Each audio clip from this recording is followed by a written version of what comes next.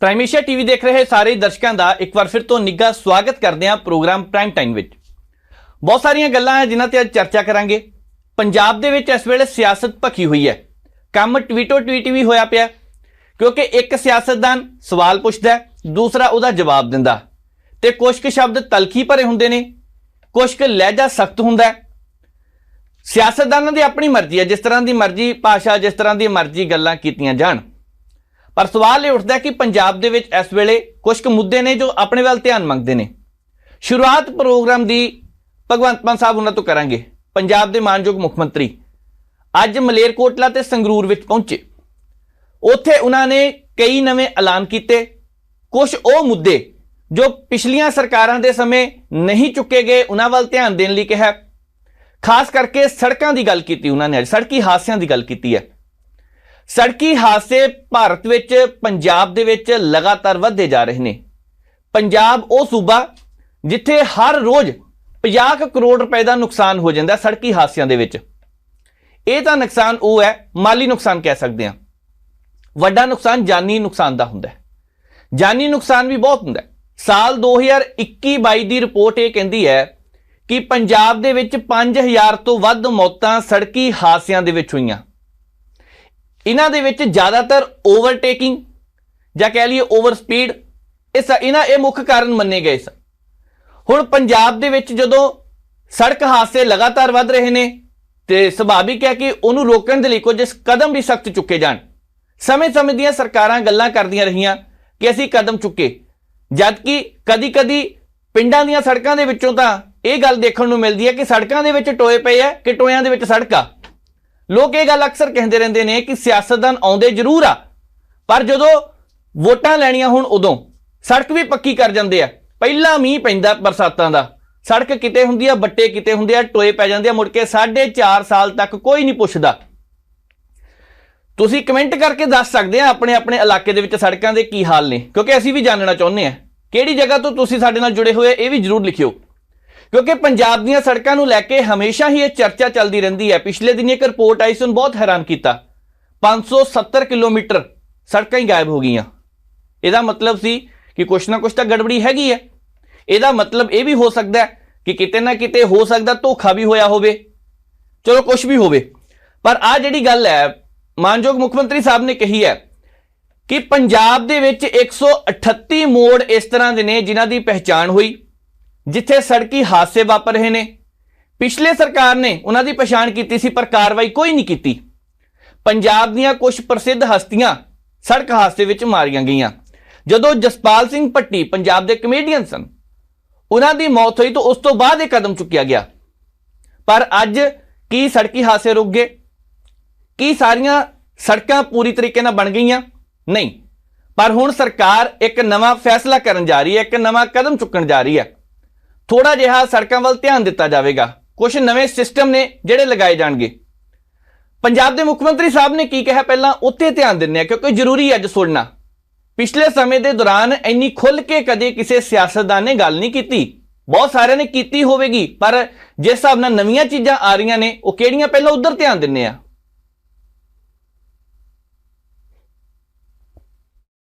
अज दे इस जिहड़ा driving centre,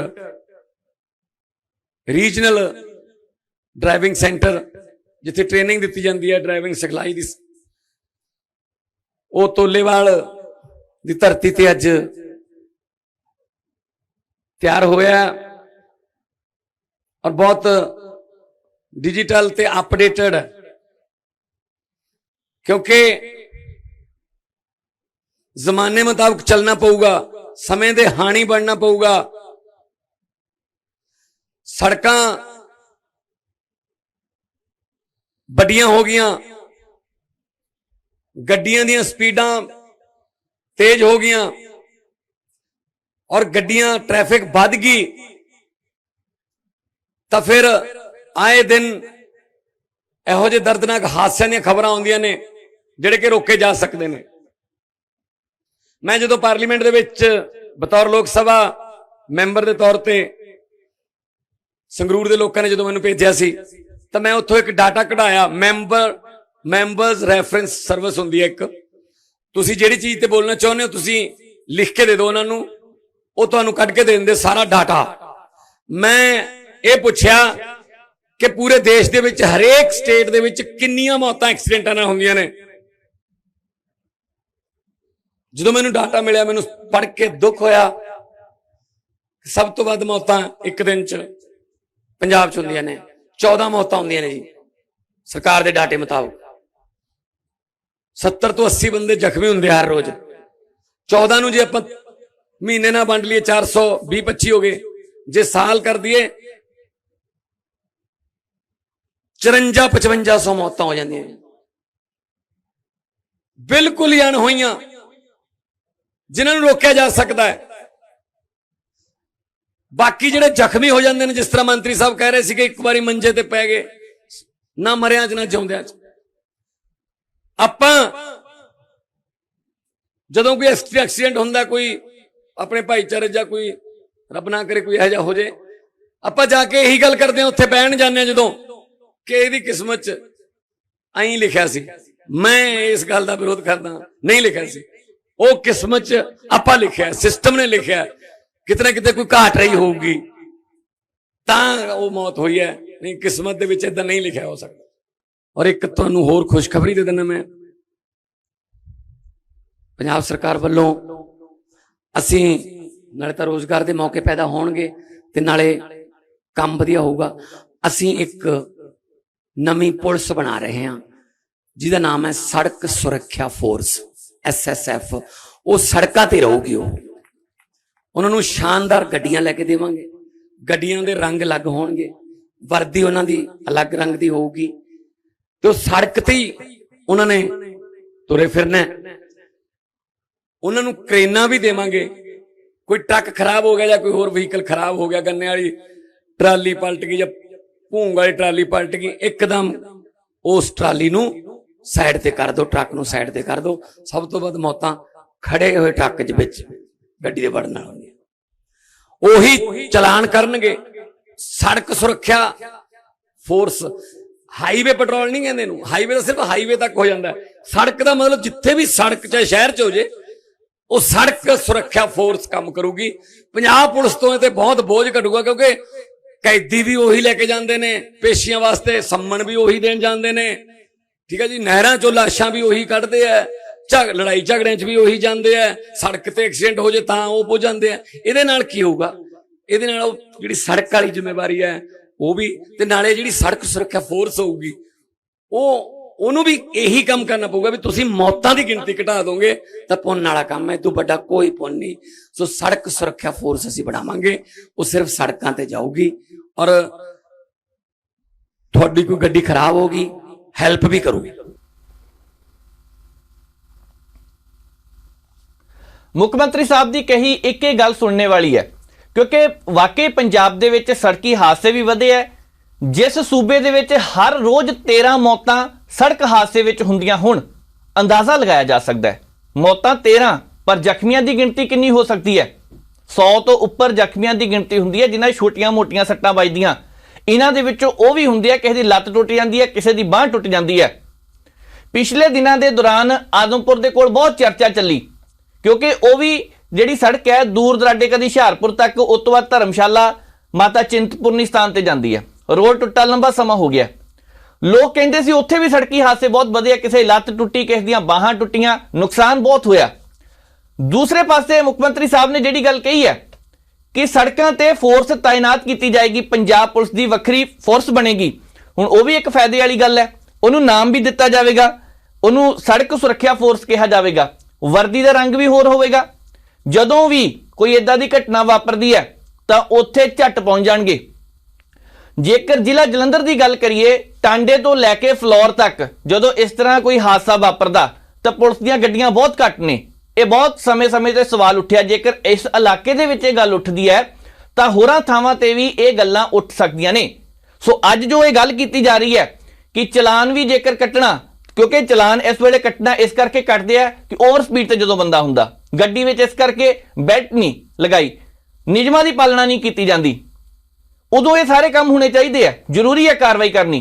ਤੁਸੀਂ ਇੱਕ ਹੋਰ ਚੀਜ਼ ਦੇਖੋ, ਪੰਜਾਬ ਦੇ ਵਿੱਚ ਜਦੋਂ 10ਵੀਂ ਜਾਂ 12ਵੀਂ ਜਾਂ 8ਵੀਂ ਵਾਲਾ ਬੱਚਾ ਵੀ ਅੱਜ ਐਕਟਿਵਾ ਚਲਾਉਂਦਾ, ਪਿੱਛੇ ਮਾਂ ਪਿਓ ਬੈਠੇ ਹੁੰਦੇ ਕਦੀ ਕਦੀ, ਤਾਂ ਬਹੁਤ ਚੰਗਾ ਲੱਗਦਾ। ਸਾਡੇ ਪੁੱਤ ਦੇ ਪੈਰ ਵੀ ਨਹੀਂ ਥੱਲੇ ਲੱਗਦੇ ਹੁੰਦੇ ਤੇ ਐਕਟਿਵਾ ਦੀ ਰੇਸ ਦਿੱਤੀ ਜਾਂਦੀ ਹੈ ਸਿਰਫ।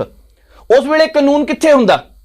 ਲੁਧਿਆਣੇ ਦੇ ਵਿੱਚ ਪਿਛਲੇ ਦਿਨੀ ਇੱਕ ਚਲਾਨ ਇਸ ਕਰਕੇ ਕੱਟਿਆ ਗਿਆ ਕਿਉਂਕਿ ਜਿਹੜਾ ਬੱਚਾ ਗੱਡੀ ਚਲਾ ਰਿਹਾ ਸੀ ਉਹਦੀ ਉਮਰ 18 ਸਾਲ ਤੋਂ ਘੱਟ ਸੀ, ਉਹਦੇ ਪਿਤਾ ਨੂੰ ਉਹ ਚਲਾਨ ਦਿੱਤਾ ਗਿਆ। ਇਸ ਤਰ੍ਹਾਂ ਦੀਆਂ ਕਾਰਵਾਈਆਂ ਹੋਣੀਆਂ ਚਾਹੀਦੀਆਂ ਨੇ ਤਾਂ ਕਿ ਹਾਦਸੇ ਰੁਕ ਸਕਣ। ਛੋਟੀ ਉਮਰ ਦੇ ਬੱਚੇ ਆ, ਨਾ ਦੇਖਣਾ ਰੇਸ ਕਿੰਨੀ ਕੁ ਦੇਣੀ ਹੈ, ਬਸ ਸ਼ੂ ਕਰਕੇ ਨਿਕਲਣ ਦੀ ਕਰਦੇ ਆ, ਨਾ ਭੀੜ ਦੇਖਣੀ ਹੈ।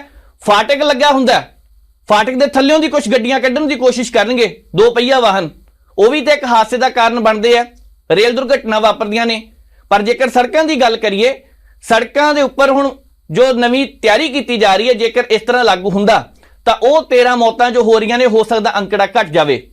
ਕਿਉਂਕਿ ਮੁੱਖ ਮੰਤਰੀ ਸਾਹਿਬ ਕਹਿੰਦੇ ਜਦੋਂ ਪਾਰਲੀਮੈਂਟ ਮੈਂਬਰ ਸੀ ਉਹਨਾਂ, ਤਾਂ ਉਹਨਾਂ ਨੇ ਡਾਟਾ ਕਢਵਾ ਕੇ ਦੇਖਿਆ ਕਿ ਕਿਹੜੇ ਸੂਬੇ ਦੇ ਵਿੱਚ ਕਿੰਨੀਆਂ ਮੌਤਾਂ ਹੁੰਦੀਆਂ ਨੇ, ਤਾਂ ਉਦੋਂ ਕਹਿੰਦੇ ਪਤਾ ਲੱਗਿਆ ਸੀ ਕਿ 13-14 ਮੌਤਾਂ ਪੰਜਾਬ ਦੇ ਵਿੱਚ ਹੋ ਰਹੀਆਂ ਨੇ।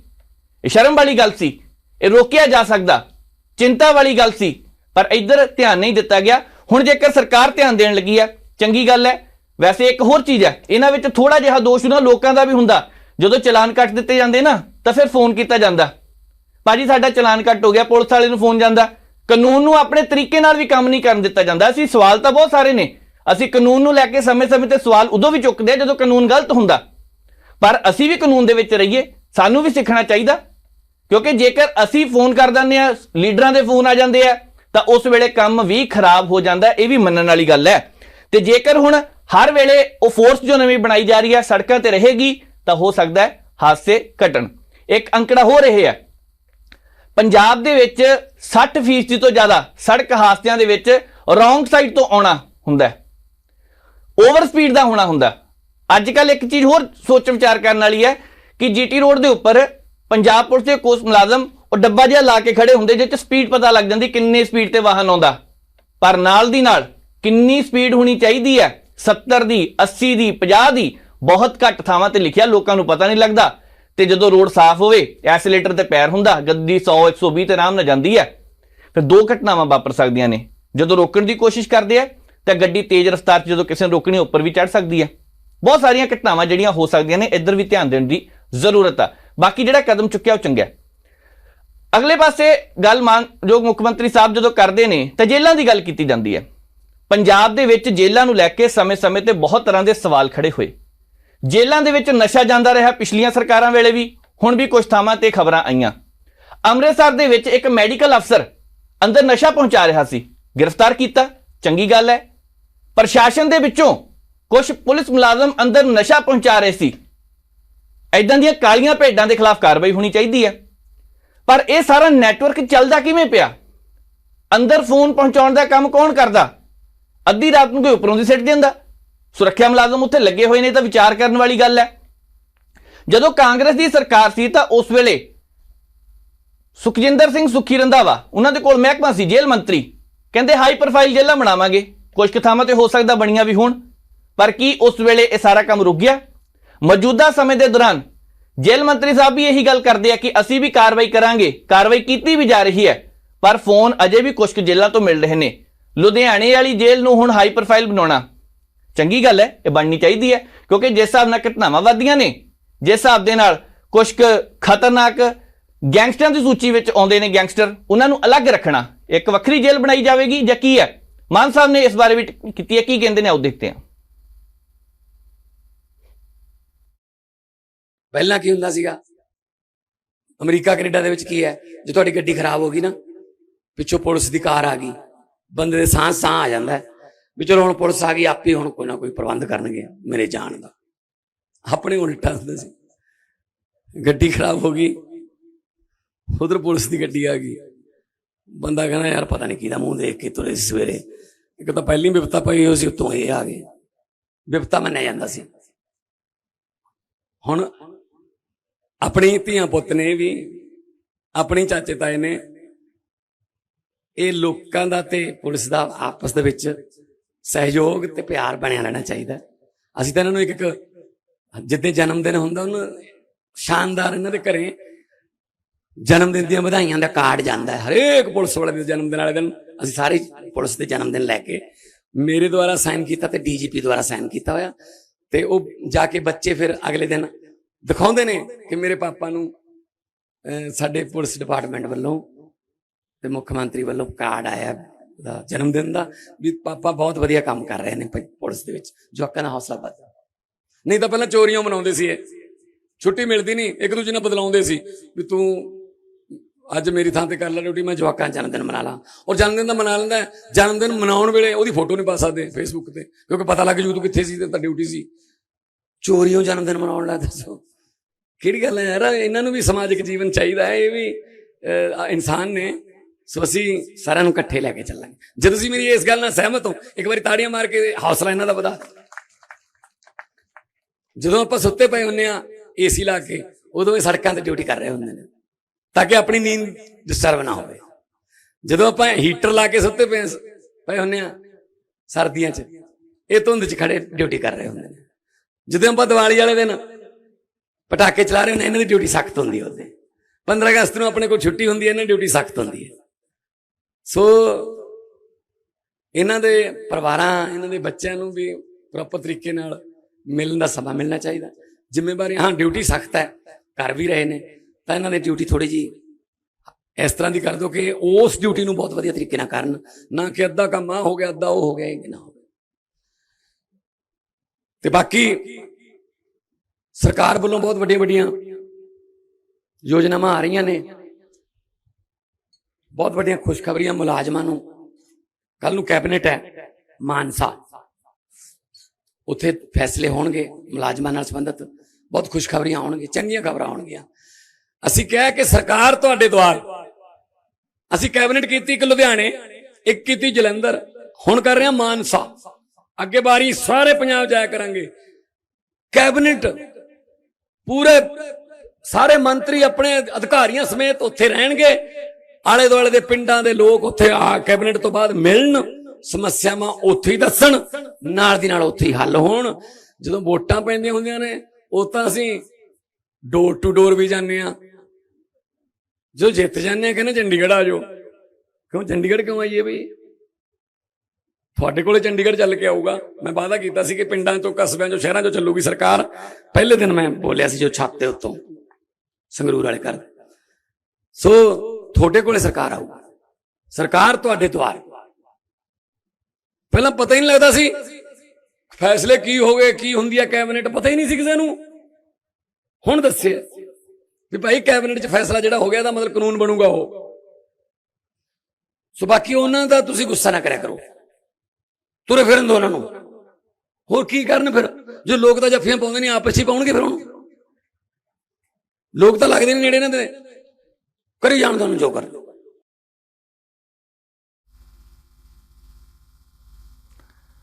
ਭਗਵੰਤ ਮਾਨ ਸਾਹਿਬ ਨੇ ਕਿਹਾ ਕਿ ਸਾਡੀ ਸਰਕਾਰ ਇਮਾਨਦਾਰੀ ਨਾਲ ਕੰਮ ਕਰਦੀ ਹੈ, ਪਾਰਦਰਸ਼ਕ ਤਰੀਕੇ ਨਾਲ ਕੰਮ ਕੀਤਾ ਜਾ ਰਿਹਾ ਹੈ। ਪੰਜਾਬ ਦੇ ਵਿਕਾਸ ਲਈ ਜੋ ਕਦਮ ਵੀ ਚੁੱਕੇ ਜਾਣੇ ਉਹ ਚੁੱਕਣਗੇ, ਜ਼ਰੂਰੀ ਜੋ ਲੱਗਾ ਚੰਗੀ ਗੱਲ ਹੈ। ਪੰਜਾਬ ਦੇ ਵਿਕਾਸ ਲਈ ਸਾਰਾ ਕੁਝ ਕਰਨ ਦੀ ਜ਼ਰੂਰਤ ਹੈ। ਦੂਸਰੇ ਪਾਸੇ ਜਦੋਂ ਲਾਲਜੀਤ ਭੁੱਲਰ ਉਹਨਾਂ ਦੀ ਗੱਲ ਕਰਦੇ ਆ ਤਾਂ ਉਹਨਾਂ ਨੇ ਵੀ ਅੱਜ ਦਿਲ ਦੀਆਂ ਗੱਲਾਂ ਵੀ ਕੀਤੀਆਂ, ਪੰਜਾਬ ਦੇ ਵਿਕਾਸ ਦੀਆਂ ਗੱਲਾਂ ਵੀ ਕੀਤੀਆਂ, ਕੁਝ ਤਕਨੀਕੀ ਗੱਲਾਂ ਜਿਹਦੀ ਅੱਜ ਜ਼ਰੂਰਤ ਹੈ, ਖਾਸ ਤੌਰ ਤੇ ਤਕਨੀਕ ਨੂੰ ਹੋਰ ਪ੍ਰਫੁੱਲਿਤ ਕਰਨ ਦੇ ਲਈ, ਸੜਕੀ ਹਾਦਸਿਆਂ ਨੂੰ ਰੋਕਣ ਦੇ ਲਈ ਉਹਨਾਂ ਨੇ ਵੀ ਕੁਝ ਗੱਲਾਂ ਕੀਤੀਆਂ। ਉਹ ਕਹਿੰਦੇ ਨੇ ਕਿ ਪੰਜਾਬ ਦੇ ਵਿੱਚ ਟ੍ਰੇਨਿੰਗ ਸੈਂਟਰ ਖੋਲੇ ਜਾਣਗੇ, ਇਹ ਜ਼ਰੂਰੀ ਹੈ। ਅੱਜ ਤੁਸੀਂ ਮੰਨ ਕੇ ਚੱਲੋ ਪੰਜਾਬ ਦੇ ਵਿੱਚ 90 ਤੋਂ 95, ਹੋ ਸਕਦਾ 97-98% ਦੀ ਲੋਕ ਹੋਣ ਜਿਨ੍ਹਾਂ ਨੇ ਗੱਡੀ ਚਲਾਉਣ ਤੋਂ ਪਹਿਲਾਂ ਕਿਤੇ ਕੋਈ ਸਿਖਲਾਈ ਨਾ ਲਈ ਹੋਵੇ। ਹੋ ਸਕਦਾ, ਕਿਉਂਕਿ ਜ਼ਿਕਰ ਕਰਕੇ ਹਟੇ ਆ ਕਿ ਜਦੋਂ ਬੱਚਾ 10ਵੀਂ 8ਵੀਂ 9ਵੀਂ ਵਿੱਚ ਵੀ, ਅੱਜ ਕੱਲ੍ਹ 7ਵੀਂ ਵਾਲੇ ਵੀ ਹੈ, ਪੈਰ ਥੱਲੇ ਲੱਗਦੇ ਹੁਣ ਚਾਹੇ ਨਾ, ਔਖੇ ਸੌਖੇ ਹੋ ਕੇ ਬਹਿ ਲੈਂਦੇ ਐਕਟਿਵਾ ਤੇ। ਉਹਨਾਂ ਨੇ ਕਿਤੇ ਟ੍ਰੇਨਿੰਗ ਤਾਂ ਨਹੀਂ ਲਈ ਨਾ। ਇਹ ਮਾਪਿਆਂ ਦੀ ਜ਼ਿੰਮੇਵਾਰੀ ਹੈ ਕਿ ਉਹਨਾਂ ਨੂੰ ਰੋਕਿਆ ਜਾਵੇ, ਪਰ ਨਹੀਂ ਰੋਕਦੇ। ਕਿਉਂਕਿ ਜਦੋਂ ਪੁੱਤ ਐਕਟਿਵਾ ਚਲਾਉਂਦਾ, ਮੈਂ ਪਹਿਲਾਂ ਵੀ ਦੱਸਿਆ, ਧੀ ਐਕਟਿਵਾ ਚਲਾਉਂਦੀ ਹੈ ਤੇ ਮਾਪਿਆਂ ਨੂੰ ਮਾਣ ਮਹਿਸੂਸ ਹੁੰਦਾ, ਪਰ ਇਹ ਮਾਣ ਵਾਲੀ ਗੱਲ ਨਹੀਂ, ਇਹ ਚਿੰਤਾ ਵਾਲੀ ਗੱਲ ਹੈ। ਜਦੋਂ ਹਾਦਸੇ ਹੋ ਜਾਂਦੇ ਆ ਫਿਰ ਇੱਕ ਸ਼ਬਦ ਵਰਤਿਆ ਜਾਂਦਾ ਕਿ ਭਾਣਾ ਸੀ, ਭਾਣਾ ਮੰਨ ਕੇ ਬੈਠਣ ਦੀ ਗੱਲ ਕੀਤੀ ਜਾਂਦੀ ਹੈ, ਪਰ ਨਹੀਂ, ਮਨੁੱਖ ਦੀ ਗਲਤੀ ਵੀ ਹੁੰਦੀ ਹੈ। ਹੁਣ ਜੇਕਰ ਥਾਂ ਥਾਂ ਤੇ ਇਸ ਤਰ੍ਹਾਂ ਦੇ ਟ੍ਰੇਨਿੰਗ ਸੈਂਟਰ ਬਣਨ ਤਾਂ ਫਿਰ ਉਹ ਵੀ ਪੰਜਾਬ ਦੇ ਲਈ ਚੰਗੀ ਗੱਲ ਹੋ ਸਕਦੀ ਹੈ। ਬੱਚੇ ਕੁਝ ਕੁ ਸੈਂਟਰਾਂ ਤੋਂ ਡਰਾਈਵਿੰਗ ਕਿਵੇਂ ਕਰਨੀ ਉਹ ਸਿੱਖਦੇ ਆ, ਤੇ ਜੇਕਰ ਇਸ ਤਰ੍ਹਾਂ ਦੇ ਥਾਂ ਥਾਂ ਤੇ ਸੈਂਟਰ ਖੁੱਲਣਗੇ ਤਾਂ ਪੰਜਾਬ ਦੇ ਲਈ ਚੰਗੀ ਗੱਲ ਹੈ, ਬੱਚਿਆਂ ਲਈ, ਅਗਲੀ ਪੀੜ੍ਹੀ ਲਈ ਚੰਗੀ ਗੱਲ ਹੈ। ਲਾਲਜੀਤ ਸਿੰਘ ਭੁੱਲਰ ਹੋਰਾਂ ਨੇ ਕੀ ਕਿਹਾ ਉਹ ਵੀ ਇੱਕ ਨਜ਼ਰ ਮਾਰ ਲੈਂਦੇ ਆ। ਅੱਜ ਜੋ ਮੁੱਖ ਮੰਤਰੀ ਪੰਜਾਬ ਸਰਦਾਰ ਭਗਵੰਤ ਸਿੰਘ ਮਾਨ ਜੀ ਨੇ ਮਲੇਰਕੋਟਲਾ ਵਿਖੇ ਟੈਸਟ ਟਰੈਕ ਦਾ ਉਦਘਾਟਨ ਕੀਤਾ ਹੈ, ਲੋਕਾਂ ਦੇ ਸਪੁਰਦ ਕੀਤਾ ਹੈ। ਇਸ ਟੈਸਟ ਟਰੈਕ ਦੀ ਬੜੀ ਵੱਡੀ ਜ਼ਰੂਰਤ ਸੀ, ਕਿਉਂਕਿ ਪੂਰੇ ਪੰਜਾਬ ਦੇ ਜਿੰਨੇ ਵੀ ਡਰਾਈਵਰ ਹੈਵੀ ਜਾਂ ਹੋਰ ਵੀ ਸਾਡੇ ਭੈਣਾਂ ਭਰਾਵਾਂ ਨੇ ਆਪਣੇ ਡਰਾਈਵਰੀ ਲਾਇਸੈਂਸ ਬਣਾਉਣੇ ਹੁੰਦੇ ਸਨ ਤੇ ਉਹਨਾਂ ਨੂੰ ਮਾਹੂਆਣੇ ਜਾਣਾ ਪੈਂਦਾ ਸੀ। ਉਸ ਪਰੇਸ਼ਾਨੀ ਨੂੰ ਵੇਖਦਿਆਂ ਅੱਜ ਮਲੇਰਕੋਟਲਾ ਜ਼ਿਲ੍ਹੇ ਦੀ ਧਰਤੀ ਤੇ ਟੈਸਟ ਟਰੈਕ ਦਾ ਉਦਘਾਟਨ ਕੀਤਾ ਗਿਆ, ਜਿਹਦੇ ਨਾਲ ਇਹ ਪਰੇਸ਼ਾਨੀ, ਇਹ ਦਿੱਕਤ ਬਹੁਤ ਘਟੇਗੀ। ਤੇ ਇਸ ਤੋਂ ਪਹਿਲਾਂ ਰੋਪੜ ਵਿਖੇ ਵੀ ਇੱਕ ਟੈਸਟ ਟਰੈਕ ਦਾ ਉਦਘਾਟਨ ਕੀਤਾ ਗਿਆ।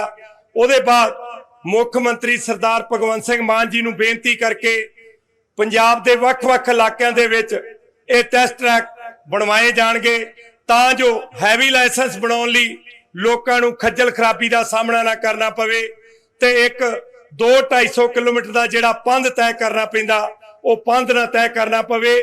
ਤੇ ਇੱਕ ਸਾਡਾ ਇੱਥੇ ਇੱਕ ਵੀਰ ਸੀ, ਉਹਨੇ ਮੁੱਖ ਮੰਤਰੀ ਸਾਹਿਬ ਨੂੰ ਬੇਨਤੀ ਕੀਤੀ ਕਿ ਇਹ ਜਿਹੜਾ 3 ਸਾਲ ਬਾਅਦ ਰੀਨਿਊ ਕਰਾਉਣਾ ਪੈਂਦਾ ਹੈਵੀ ਲਾਇਸੈਂਸ, ਇਹ ਕੰਮ ਬੰਦ ਕਰ ਦਿੱਤਾ ਜਾਵੇ। ਤੇ ਸਾਧ ਸੰਗਤ ਜੀ, ਇਹ ਜਿਹੜਾ ਟੈਸਟ ਹੁੰਦਾ ਹੈ 3 ਸਾਲ ਬਾਅਦ, ਇਹ ਲੋਕਾਂ ਦੇ ਭਲੇ ਲਈ, ਤੁਹਾਡੇ ਭਲੇ ਲਈ ਹੁੰਦਾ। ਜੇ ਆਪਾਂ ਇਹ ਟੈਸਟ ਦਵਾਂਗੇ, ਕਿਉਂਕਿ ਨਵੀਂ ਤਕਨੀਕ ਦੀਆਂ ਵੱਡੀਆਂ ਗੱਡੀਆਂ ਆ ਗਈਆਂ, ਵੱਡੇ ਹਾਈਵੇ ਬਣ ਗਏ ਆ, ਵੱਡੇ ਰੋਡ ਬਣ ਗਏ ਆ, ਜਿਹਦਾ ਕਰਕੇ ਕਈ ਵਾਰੀ ਅਨਹੋਣੀਆਂ ਮੌਤਾਂ ਹੋ ਜਾਂਦੀਆਂ। ਸਾਡੇ ਪੰਜਾਬ ਦੇ ਵਿੱਚ ਲਗਭਗ ਇੱਕ ਸਾਲ ਦੇ ਵਿੱਚ 5000 ਤੋਂ 5500 ਮੌਤਾਂ ਜਿਹੜੀਆਂ ਅਨਹੋਣੀਆਂ ਮੌਤਾਂ ਹੋ ਜਾਂਦੀਆਂ, ਜਿਹੜਾ ਕਿ ਕੋਈ ਇਹ ਨਹੀਂ ਕਿ ਤੈਅ ਹੋਇਆ ਹੁੰਦਾ, ਜਿਹੜਾ ਕਿ ਗਲਤ ਡਰਾਈਵਰੀ, ਰਫ ਡਰਾਈਵਰੀ ਕਾਰਨ ਉਹ ਮੌਤਾਂ ਹੁੰਦੀਆਂ। ਤੇ ਇਹ ਵੱਡੀ ਜ਼ਰੂਰਤ ਆ ਕਿ ਜਿਹੜਾ ਵੀ ਲਾਇਸੈਂਸ ਬਣੇ ਉਹਦੇ ਬਾਅਦ ਰੀਨਿਊ ਹੋਵੇ, ਉਦੋਂ ਟੈਸਟ ਬਕਾਇਦਾ ਹੋਵੇ, ਤਾਂ ਜੋ ਹਰੇਕ ਨੂੰ ਨੌਲੇਜ ਹੋਵੇ ਮੈਂ ਗੱਡੀ ਜਿਹੜੀ ਰੋਡ ਤੇ ਚਲਾਉਣੀ ਆ ਕਿਸ ਢੰਗ ਨਾਲ ਚੱਲਣਾ, ਕਿੰਨਾ ਮੈਂ ਫਾਸਲਾ ਰੱਖਣਾ ਦੂਜੀ ਗੱਡੀ ਤੋਂ, ਤਾਂ ਜੋ ਜਿਹੜੀ ਐਕਸੀਡੈਂਟ ਹੁੰਦੇ ਉਹਨਾਂ ਦੀ ਮਾਤਰਾ ਘੱਟ ਤੋਂ ਘੱਟ ਲਿਆ ਕੇ ਬਿਲਕੁਲ ਘੱਟ ਕੀਤੀ ਜਾਵੇ। ਜਿਹੜੀਆਂ ਮੌਤਾਂ ਦੀ ਗਿਣਤੀ ਹਜ਼ਾਰਾਂ ਦੀ ਗਿਣਤੀ ਵਿੱਚ ਆ, ਉਹਨੂੰ ਬਿਲਕੁਲ ਜ਼ੀਰੋ ਤੇ ਲੈ ਕੇ ਆਂਦਾ ਜਾਵੇ। ਤੇ ਮੇਰੇ ਮੁੱਖ ਮੰਤਰੀ ਸਰਦਾਰ ਭਗਵੰਤ ਸਿੰਘ ਮਾਨ ਦੀ ਜੇ ਮੈਂ ਗੱਲ ਕਰਾਂ ਤਾਂ ਪਹਿਲੇ ਮੁੱਖ ਮੰਤਰੀ ਜਿਹੜੇ ਕਿ ਬਣ ਕੇ ਮਹਿਲਾ ਤੋਂ ਬਾਹਰ ਨਹੀਂ ਸਨ ਨਿਕਲਦੇ, ਮੇਰੇ ਮੁੱਖ ਮੰਤਰੀ ਦਿਨ ਰਾਤ ਪੰਜਾਬ ਲਈ ਕੰਮ ਕਰ ਰਹੇ ਆ। ਜੇ ਨੌਕਰੀਆਂ ਦੀ ਗੱਲ ਕਰੀਏ, 30,000 ਦੇ ਲਗਭਗ ਨੌਜਵਾਨ ਬੱਚੀਆਂ ਨੂੰ ਨੌਕਰੀਆਂ ਦਿੱਤੀਆਂ, ਬਿਨਾਂ ਕਿਸੇ ਸਿਫਾਰਿਸ਼, ਬਿਨਾਂ ਕਿਸੇ ਰਿਸ਼ਵਤ ਉਹਨਾਂ ਬੱਚਿਆਂ ਨੂੰ ਦਿੱਤੀਆਂ ਜਿਹੜੇ ਬੱਚੇ ਮੈਰਿਟ ਦੇ ਵਿੱਚ ਆਏ, ਜਿਹੜੇ ਬੱਚੇ ਯੋਗਤਾ ਦੇ ਆਧਾਰ ਤੇ ਸਿਲੈਕਟ ਹੋਏ, ਉਹਨਾਂ ਬੱਚੀਆਂ ਨੂੰ ਨੌਕਰੀਆਂ ਦਿੱਤੀਆਂ। ਤੇ ਜੇ ਸਕੂਲ ਆਫ ਐਮੀਨੈਂਸ ਸਾਡੇ 15 ਅਗਸਤ ਨੂੰ 15 ਸਕੂਲ ਜਿਹੜੇ ਸਪੁਰਦ ਕਰਨੇ ਆ ਪੰਜਾਬ ਦੇ ਬੱਚਿਆਂ ਦੇ, ਉਹ ਮੁੱਖ ਮੰਤਰੀ ਸਾਹਿਬ 15 ਅਗਸਤ ਨੂੰ ਲੋਕਾਂ ਦੇ ਸਪੁਰਦ ਉਹ ਸਕੂਲ ਕਰਨਗੇ। ਤੇ ਨਾਲ ਸਿੰਗਾਪੁਰ ਦੇ ਵਿੱਚ ਟ੍ਰੇਨਿੰਗ ਲਈ ਜਿਹੜੇ ਸਾਡੇ ਪੰਜਾਬ ਤੋਂ। ਹੁਣ ਗੱਲ ਸ਼੍ਰੋਮਣੀ ਅਕਾਲੀ ਦਲ ਦੀ ਕਰਨੀ ਹੈ। ਸ਼੍ਰੋਮਣੀ ਅਕਾਲੀ ਦਲ ਦੇ ਪ੍ਰਧਾਨ ਸੁਖਬੀਰ ਸਿੰਘ ਬਾਦਲ ਹੋਰਾਂ ਨੇ ਕੱਲ ਇੱਕ ਪ੍ਰੈਸ ਕਾਨਫਰੰਸ ਕੀਤੀ। ਉਹਦੇ ਵਿੱਚ 2 ਜਣਿਆਂ ਨੂੰ ਪਾਰਟੀ ਵਿੱਚ ਸ਼ਾਮਲ ਕੀਤਾ। ਵੈਸੇ ਉਹ ਪਹਿਲਾਂ ਵੀ ਸ਼੍ਰੋਮਣੀ ਅਕਾਲੀ ਦਲ ਵਿੱਚ ਸੀ, ਪਰ ਸ਼੍ਰੋਮਣੀ ਅਕਾਲੀ ਦਲ ਵਿੱਚ ਵੀ ਕਈ ਅਕਾਲੀ ਦਲ ਬਣੇ ਹੋਏ ਨੇ। ਸ਼੍ਰੋਮਣੀ ਅਕਾਲੀ ਦਲ ਟਕਸਾਲੀ, ਸ਼੍ਰੋਮਣੀ ਅਕਾਲੀ ਦਲ ਸੰਯੁਕਤ। ਹੁਣ ਸ਼੍ਰੋਮਣੀ ਅਕਾਲੀ ਦਲ ਇੱਕ ਮੁੱਖ ਹੈ ਜੋ ਕਹਿੰਦੇ 102 ਸਾਲ ਪੁਰਾਣੀ ਪਾਰਟੀ ਹੈ, ਤੇ ਉਧਰ ਬੀਬੀ ਜਗੀਰ ਕੌਰ ਹੋਰਾਂ ਨੇ ਸ਼੍ਰੋਮਣੀ ਅਕਾਲੀ ਦਲ ਪੰਥ ਬੋਰਡ ਵੀ ਬਣਾ ਦਿੱਤਾ। ਅਕਾਲੀ ਦਲ ਇੱਕ ਅੱਧਾ ਹੋਰ ਵੀ ਹੈ। ਹੁਣ ਸਵਾਲ ਇਹ ਉੱਠਦਾ ਹੈ ਕਿ ਪਾਰਟੀ ਇੱਕੋ, ਹੁਣ ਦਰਖਤ ਇੱਕੋ ਹੀ ਸੀਗਾ, ਪਰ ਵੱਖ-ਵੱਖ ਟਾਹਣੀਆਂ ਨਿਕਲ ਗਈਆਂ। ਹੁਣ ਸਾਰੇ ਜਣੇ ਕਹਿੰਦੇ ਆ ਕਿ ਇੱਕ ਥਾਂ ਤੇ ਇਕੱਠੇ ਹੋ ਸਕਦੇ ਨੇ। ਸੁਖਬੀਰ ਸਿੰਘ ਬਾਦਲ ਕਹਿੰਦੇ ਨੇ, ਪਰ ਕਿੰਨਾ ਸੌਖਾ ਕਿੰਨਾ ਔਖਾ ਇਹ ਸਮਾਂ ਦੱਸੇਗਾ। ਪਰ ਜਦੋਂ ਬੀਬੀ ਜਗੀਰ ਕੌਰ ਦੇ ਨਾਲ ਥੋੜੇ ਜਿਹੇ ਮਤਭੇਦ ਹੋਏ ਤਾਂ ਉਸ ਵੇਲੇ ਬੀਬੀ ਜੀ ਅਲੱਗ ਹੋ ਗਏ। ਉਹਨਾਂ ਨੇ ਤਾਂ ਕਿਹਾ ਕਿ ਲੜਾਈ ਮੇਰੀ ਨਿੱਜੀ ਕਦੀ ਵੀ ਨਹੀਂ ਹੋਈ। ਸੁਖਬੀਰ ਸਿੰਘ ਬਾਦਲ ਨਾਲ ਕੋਈ ਨਿੱਜੀ ਲੜਾਈ ਨਹੀਂ, ਸਿਧਾਂਤਾਂ ਦੀ ਲੜਾਈ ਹੈ। ਸੁਖਬੀਰ ਸਿੰਘ ਬਾਦਲ ਕੁਝ ਦਿਨ ਸ਼ਾਂਤ ਸੀ ਪਰਿਵਾਰ ਦੇ ਵਿੱਚ, ਕਿਉਂਕਿ ਸਰਦਾਰ ਪ੍ਰਕਾਸ਼ ਸਿੰਘ ਬਾਦਲ ਇਸ ਦੁਨੀਆ ਤੇ ਨਹੀਂ ਰਹੇ, ਤੇ ਉਹਨਾਂ ਤੋਂ ਬਾਅਦ ਪਾਰਟੀ ਨੂੰ ਖੋਰਾ ਲੱਗਣਾ ਸ਼ੁਰੂ ਹੋਇਆ। ਇਹ ਵੀ ਇੱਕ ਚਰਚਾ ਚੱਲੀ। ਹਾਲਾਂਕਿ ਕਦੀ ਵੀ ਕੋਈ ਵੀ ਰਾਜਨੀਤਿਕ ਪਾਰਟੀ ਖਤਮ ਨਹੀਂ ਹੁੰਦੀ, ਪਾਰਟੀ ਨਿਘਾਰ ਵੱਲ ਆਉਂਦੀ ਹੈ। ਮੁੜ ਖੜੇ ਹੋਣ ਦੀ ਯੋਗਤਾ ਤੇ ਤਾਕਤ ਦੋਨੀ ਚੀਜ਼ਾਂ ਰੱਖਦੀਆਂ ਨੇ, ਪਰ ਉਹਦੇ ਲਈ ਜ਼ਰੂਰੀ ਹੁੰਦਾ ਕਿ ਇਕੱਠੇ ਹੋ ਕੇ ਚੱਲੀਏ। ਹੁਣ ਸ਼੍ਰੋਮਣੀ ਅਕਾਲੀ ਦਲ ਦੇ ਜੇਕਰ ਵਿਧਾਇਕਾਂ ਦੀ ਗੱਲ ਕਰ ਲਈਏ ਤਾਂ ਕਿੰਨੇ ਕੁ ਇਕੱਠੇ ਹੋ ਕੇ ਇਸ ਵੇਲੇ ਚੱਲ ਰਹੇ ਨੇ, ਕਿੰਨੇ ਜਣੇ ਨੇ ਸਭ ਨੂੰ ਪਤਾ ਹੈ। 2 ਜਣੇ ਫਿਰ ਵੀ ਇੱਕ ਪਾਸੇ ਕਹਿ ਲਈਏ, ਇੱਕ ਜਣਾ ਰੁੱਸਿਆ, ਪਰ ਇੱਕ ਮੰਚ ਤੇ ਇਕੱਠੇ ਹੋਣ ਦੇ ਲਈ ਜ਼ਰੂਰੀ ਹੈ ਕਿ ਸ਼੍ਰੋਮਣੀ ਅਕਾਲੀ ਦਲ ਇਕੱਠੀ ਹੋਵੇ। ਸੁਖਬੀਰ ਸਿੰਘ ਬਾਦਲ ਵੀ ਕਹਿ ਰਹੇ ਨੇ। ਸ਼੍ਰੋਮਣੀ ਗੁਰਦੁਆਰਾ ਪ੍ਰਬੰਧਕ ਕਮੇਟੀ ਦੀਆਂ ਚੋਣਾਂ ਹੋਣ ਜਾਣੀਆਂ ਨੇ। ਹੋ ਸਕਦਾ ਕਿ ਇਸੇ ਸਾਲ ਹੋ ਜਾਣ, ਹੋ ਸਕਦਾ ਅਗਲੇ ਸਾਲ ਹੋਣ, ਕੁਝ ਪਤਾ ਨਹੀਂ। ਇਹ ਵੀ ਹੋ ਸਕਦਾ ਲੋਕ ਸਭਾ ਦੀਆਂ ਚੋਣਾਂ ਤੋਂ ਬਾਅਦ ਹੋਣ, ਪਰ ਉਸ ਤੋਂ ਪਹਿਲਾਂ ਤਿਆਰੀਆਂ ਕੱਸਣੀਆਂ ਸ਼ੁਰੂ ਕਰ ਦਿੱਤੀਆਂ ਨੇ। ਸ਼੍ਰੋਮਣੀ ਅਕਾਲੀ ਦਲ ਦੇ ਪ੍ਰਧਾਨ ਸੁਖਬੀਰ ਸਿੰਘ ਬਾਦਲ ਨੇ ਇਹ ਗੱਲ ਕਹੀ ਹੈ ਕਿ ਜਿਹੜੇ ਪਾਰਟੀ ਛੱਡ ਕੇ ਗਏ ਸੀ ਉਹ ਸਾਡੇ ਨਾਲ ਨੇ, ਵਾਪਸ ਆ ਰਹੇ ਨੇ।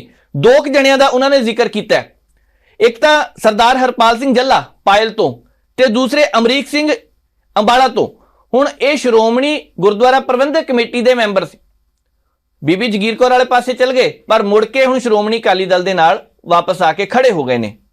ਤੇ ਇਸ ਮਸਲੇ ਤੇ ਸੁਖਬੀਰ ਸਿੰਘ ਬਾਦਲ ਹੋਰਾਂ ਨੇ ਪ੍ਰੈਸ ਕਾਨਫਰੰਸ ਕਰਦਿਆਂ ਕੀ ਕਿਹਾ, ਪਹਿਲਾਂ ਉਹ ਸੁਣਦੇ ਆ। ਜਦੋਂ ਸ਼੍ਰੋਮਣੀ ਗੁਰਦੁਆਰਾ ਪ੍ਰਬੰਧਕ ਕਮੇਟੀ ਦਾ ਇਲੈਕਸ਼ਨ ਹੋਇਆ ਸੀ,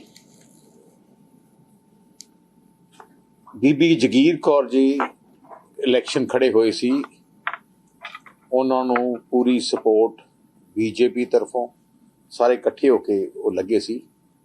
ਉਸ ਟਾਈਮ ਉਹਨਾਂ ਨੂੰ 42 ਮੈਂਬਰਾਂ ਦੀ ਸਪੋਰਟ। ਪਿਛਲੇ 3-4 ਦਿਨਾਂ 'ਚ ਉਹਨਾਂ 'ਚੋਂ ਕਈ ਮੈਂਬਰ ਸਾਡੇ ਕੋਲੇ ਵਾਪਸ ਅਕਾਲੀ ਦਲ ਵਿੱਚ ਸ਼ਾਮਲ ਹੋ ਗਏ ਹੈ। ਇੱਕ ਤਾਂ 5-6 ਦਿਨ ਪਹਿਲੇ sir Harpreet Singh Garcha member SGPC, ਉਹਨਾਂ ਨੂੰ ਮੈਂ ਲੁਧਿਆਣੇ ਸ਼ਾਮਲ ਕੀਤਾ ਸੀ ਵਾਪਸ ਅਕਾਲੀ ਦਲ 'ਚ। ਤੇ ਅੱਜ 2 ਮੈਂਬਰ ਜੱਲਾ ਸਾਹਿਬ ਤੇ ਜਿਹੜੇ BJP ਸ਼ਾਮਲ ਹੋ ਗਏ ਸੀ, ਉਹਦੇ ਬਾਅਦ ਉਹਨਾਂ ਨੇ ਸਪੋਰਟ ਬੀਬੀ ਜਗੀਰ ਕੌਰ ਨੂੰ ਕੀਤੀ ਸੀ। ਤੇ ਆਪਣੇ ਸਰ ਅਮਰੀਕ ਸਿੰਘ ਜੀ, ਜਿਨ੍ਹਾਂ ਨੂੰ ਉਦੋਂ ਉਹਨਾਂ ਨੇ ਬੀਬੀ ਜਗੀਰ ਕੌਰ ਜੀ ਨੂੰ ਸਪੋਰਟ ਕੀਤੀ ਸੀ, ਦੋਨਾਂ ਨੇ ਫੈਸਲਾ ਕੀਤਾ ਕਿ ਉਦੋਂ ਉਹਨਾਂ ਦੇ ਗਲਤ ਫੈਸਲਾ ਹੋ ਗਿਆ ਤੇ ਉਹ ਵਾਪਸ ਜੱਲਾ ਸਾਹਿਬ ਤਾਂ ਵਾਪਸ BJP ਨੂੰ ਛੱਡ ਕੇ ਅਕਾਲੀ ਦਲ ਸ਼ਾਮਲ ਹੋਏ। ਜੈਂਤੀਪੁਰ ਸਾਹਿਬ ਨੇ ਕਿਹਾ ਕਿ ਮੈਂ ਪਹਿਲੇ ਹੀ, ਹੁਣ ਮੈਂ ਪੱਕਾ ਅਕਾਲੀ ਦਲ ਹੈ ਰਹਿਣਾ, ਭਾਵੇਂ ਇੰਡੀਪੈਂਡੈਂਟ ਜਿੱਤੇ ਸੀ। ਤੇ ਵਾਪਸ ਉਹਨਾਂ ਨੇ ਧਾਮੀ ਸਾਹਿਬ ਦੀ ਅਗਵਾਈ ਵਿੱਚ ਉਹਨਾਂ ਨੇ ਪੂਰਾ ਪਾਰਟੀ ਨੂੰ ਤਗੜਾ ਕਰਨ ਵਾਸਤੇ ਉਹਨਾਂ ਨੇ ਫੈਸਲਾ ਕੀਤਾ। ਤਾਂ ਸਭ ਤੋਂ ਪਹਿਲੇ ਮੈਂ ਦੋਨਾਂ ਨੂੰ, ਸਰਦਾਰ ਹਰਪਾਲ ਸਿੰਘ ਜੱਲਾ ਜੀ ਨੂੰ ਤੇ ਸਰਦਾਰ ਅਮਰੀਕ ਸਿੰਘ ਜੈਂਤੀਪੁਰ, ਦੋਨਾਂ ਨੂੰ ਮੈਂ ਜੀ ਆਇਆਂ ਕਹਿਣਾ ਚਾਹੁੰਦਾ। ਉਹਨਾਂ ਨੂੰ ਮੈਂ ਸਰੋਪਾ ਦੇ ਕੇ ਪਾਰਟੀ ਵਿੱਚ ਉਹਨਾਂ ਨੂੰ ਪੂਰਾ ਸ਼ਾਮਿਲ ਕਰਨਾ ਚਾਹੁੰਦਾ। ਬੋਲੇ ਸੋ ਨਿਹਾਲ।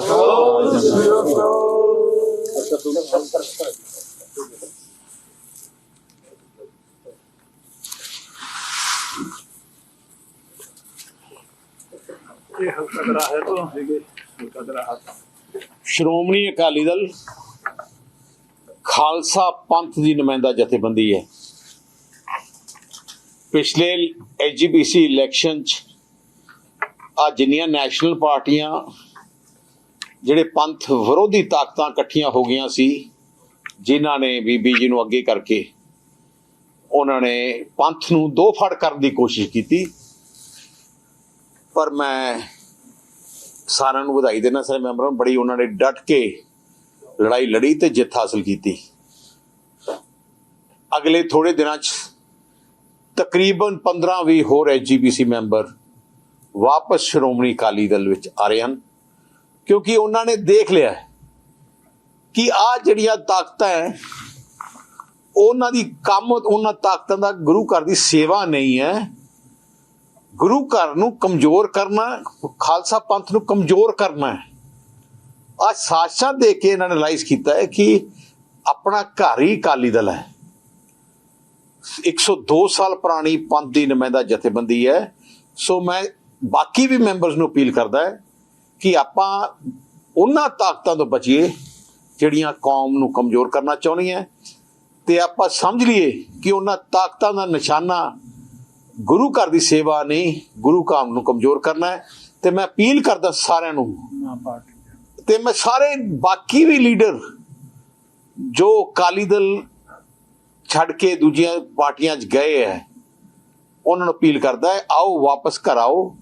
ਤੁਹਾਨੂੰ ਜੇ ਮੈਥੋਂ ਕੋਈ ਗਲਤੀ ਹੋਈ ਮੈਂ ਉਹਦੀ ਮਾਫੀ ਵੀ ਮੰਗ ਲੈਣਾ ਹੈ, ਪਰ ਮੈਂ ਚਾਹੁੰਦਾ ਕਿ ਆਪਣੀ ਮਾਂ ਪਾਰਟੀ ਤਕੜੀ ਹੋਏ, ਕਿਉਂਕਿ ਸ਼੍ਰੋਮਣੀ ਅਕਾਲੀ ਦਲ ਤਕੜਾ ਹੈ, ਖਾਲਸਾ ਪੰਥ ਤਕੜਾ ਹੈ, ਪੰਜਾਬ ਤਕੜਾ ਹੈ, ਤੇ ਪੰਜਾਬੀਅਤ ਤਕੜੀ ਹੈ। ਸਾਰੇ ਇੱਕ ਆਈ ਪਾਰਟੀ ਹੈ ਜਿਨ੍ਹਾਂ ਨੇ ਬਾਦਲ ਸਾਹਿਬ ਦੀ ਅਗਵਾਈ ਥੱਲੇ ਸਮੁੱਚੇ ਧਰਮਾਂ ਨੂੰ ਇਕੱਠਾ ਕਰਕੇ ਪੰਜਾਬ ਨੂੰ ਤਰੱਕੀ ਦੇ ਲਈ ਲਿਆਂਦਾ ਹੈ। ਬਹੁਤ ਬਹੁਤ ਧੰਨਵਾਦ। ਸੁਖਬੀਰ ਸਿੰਘ ਬਾਦਲ ਨੇ ਪ੍ਰੈਸ ਕਾਨਫਰੰਸ ਦੌਰਾਨ ਇੱਕ ਖਾਸ ਗੱਲ ਕਹੀ।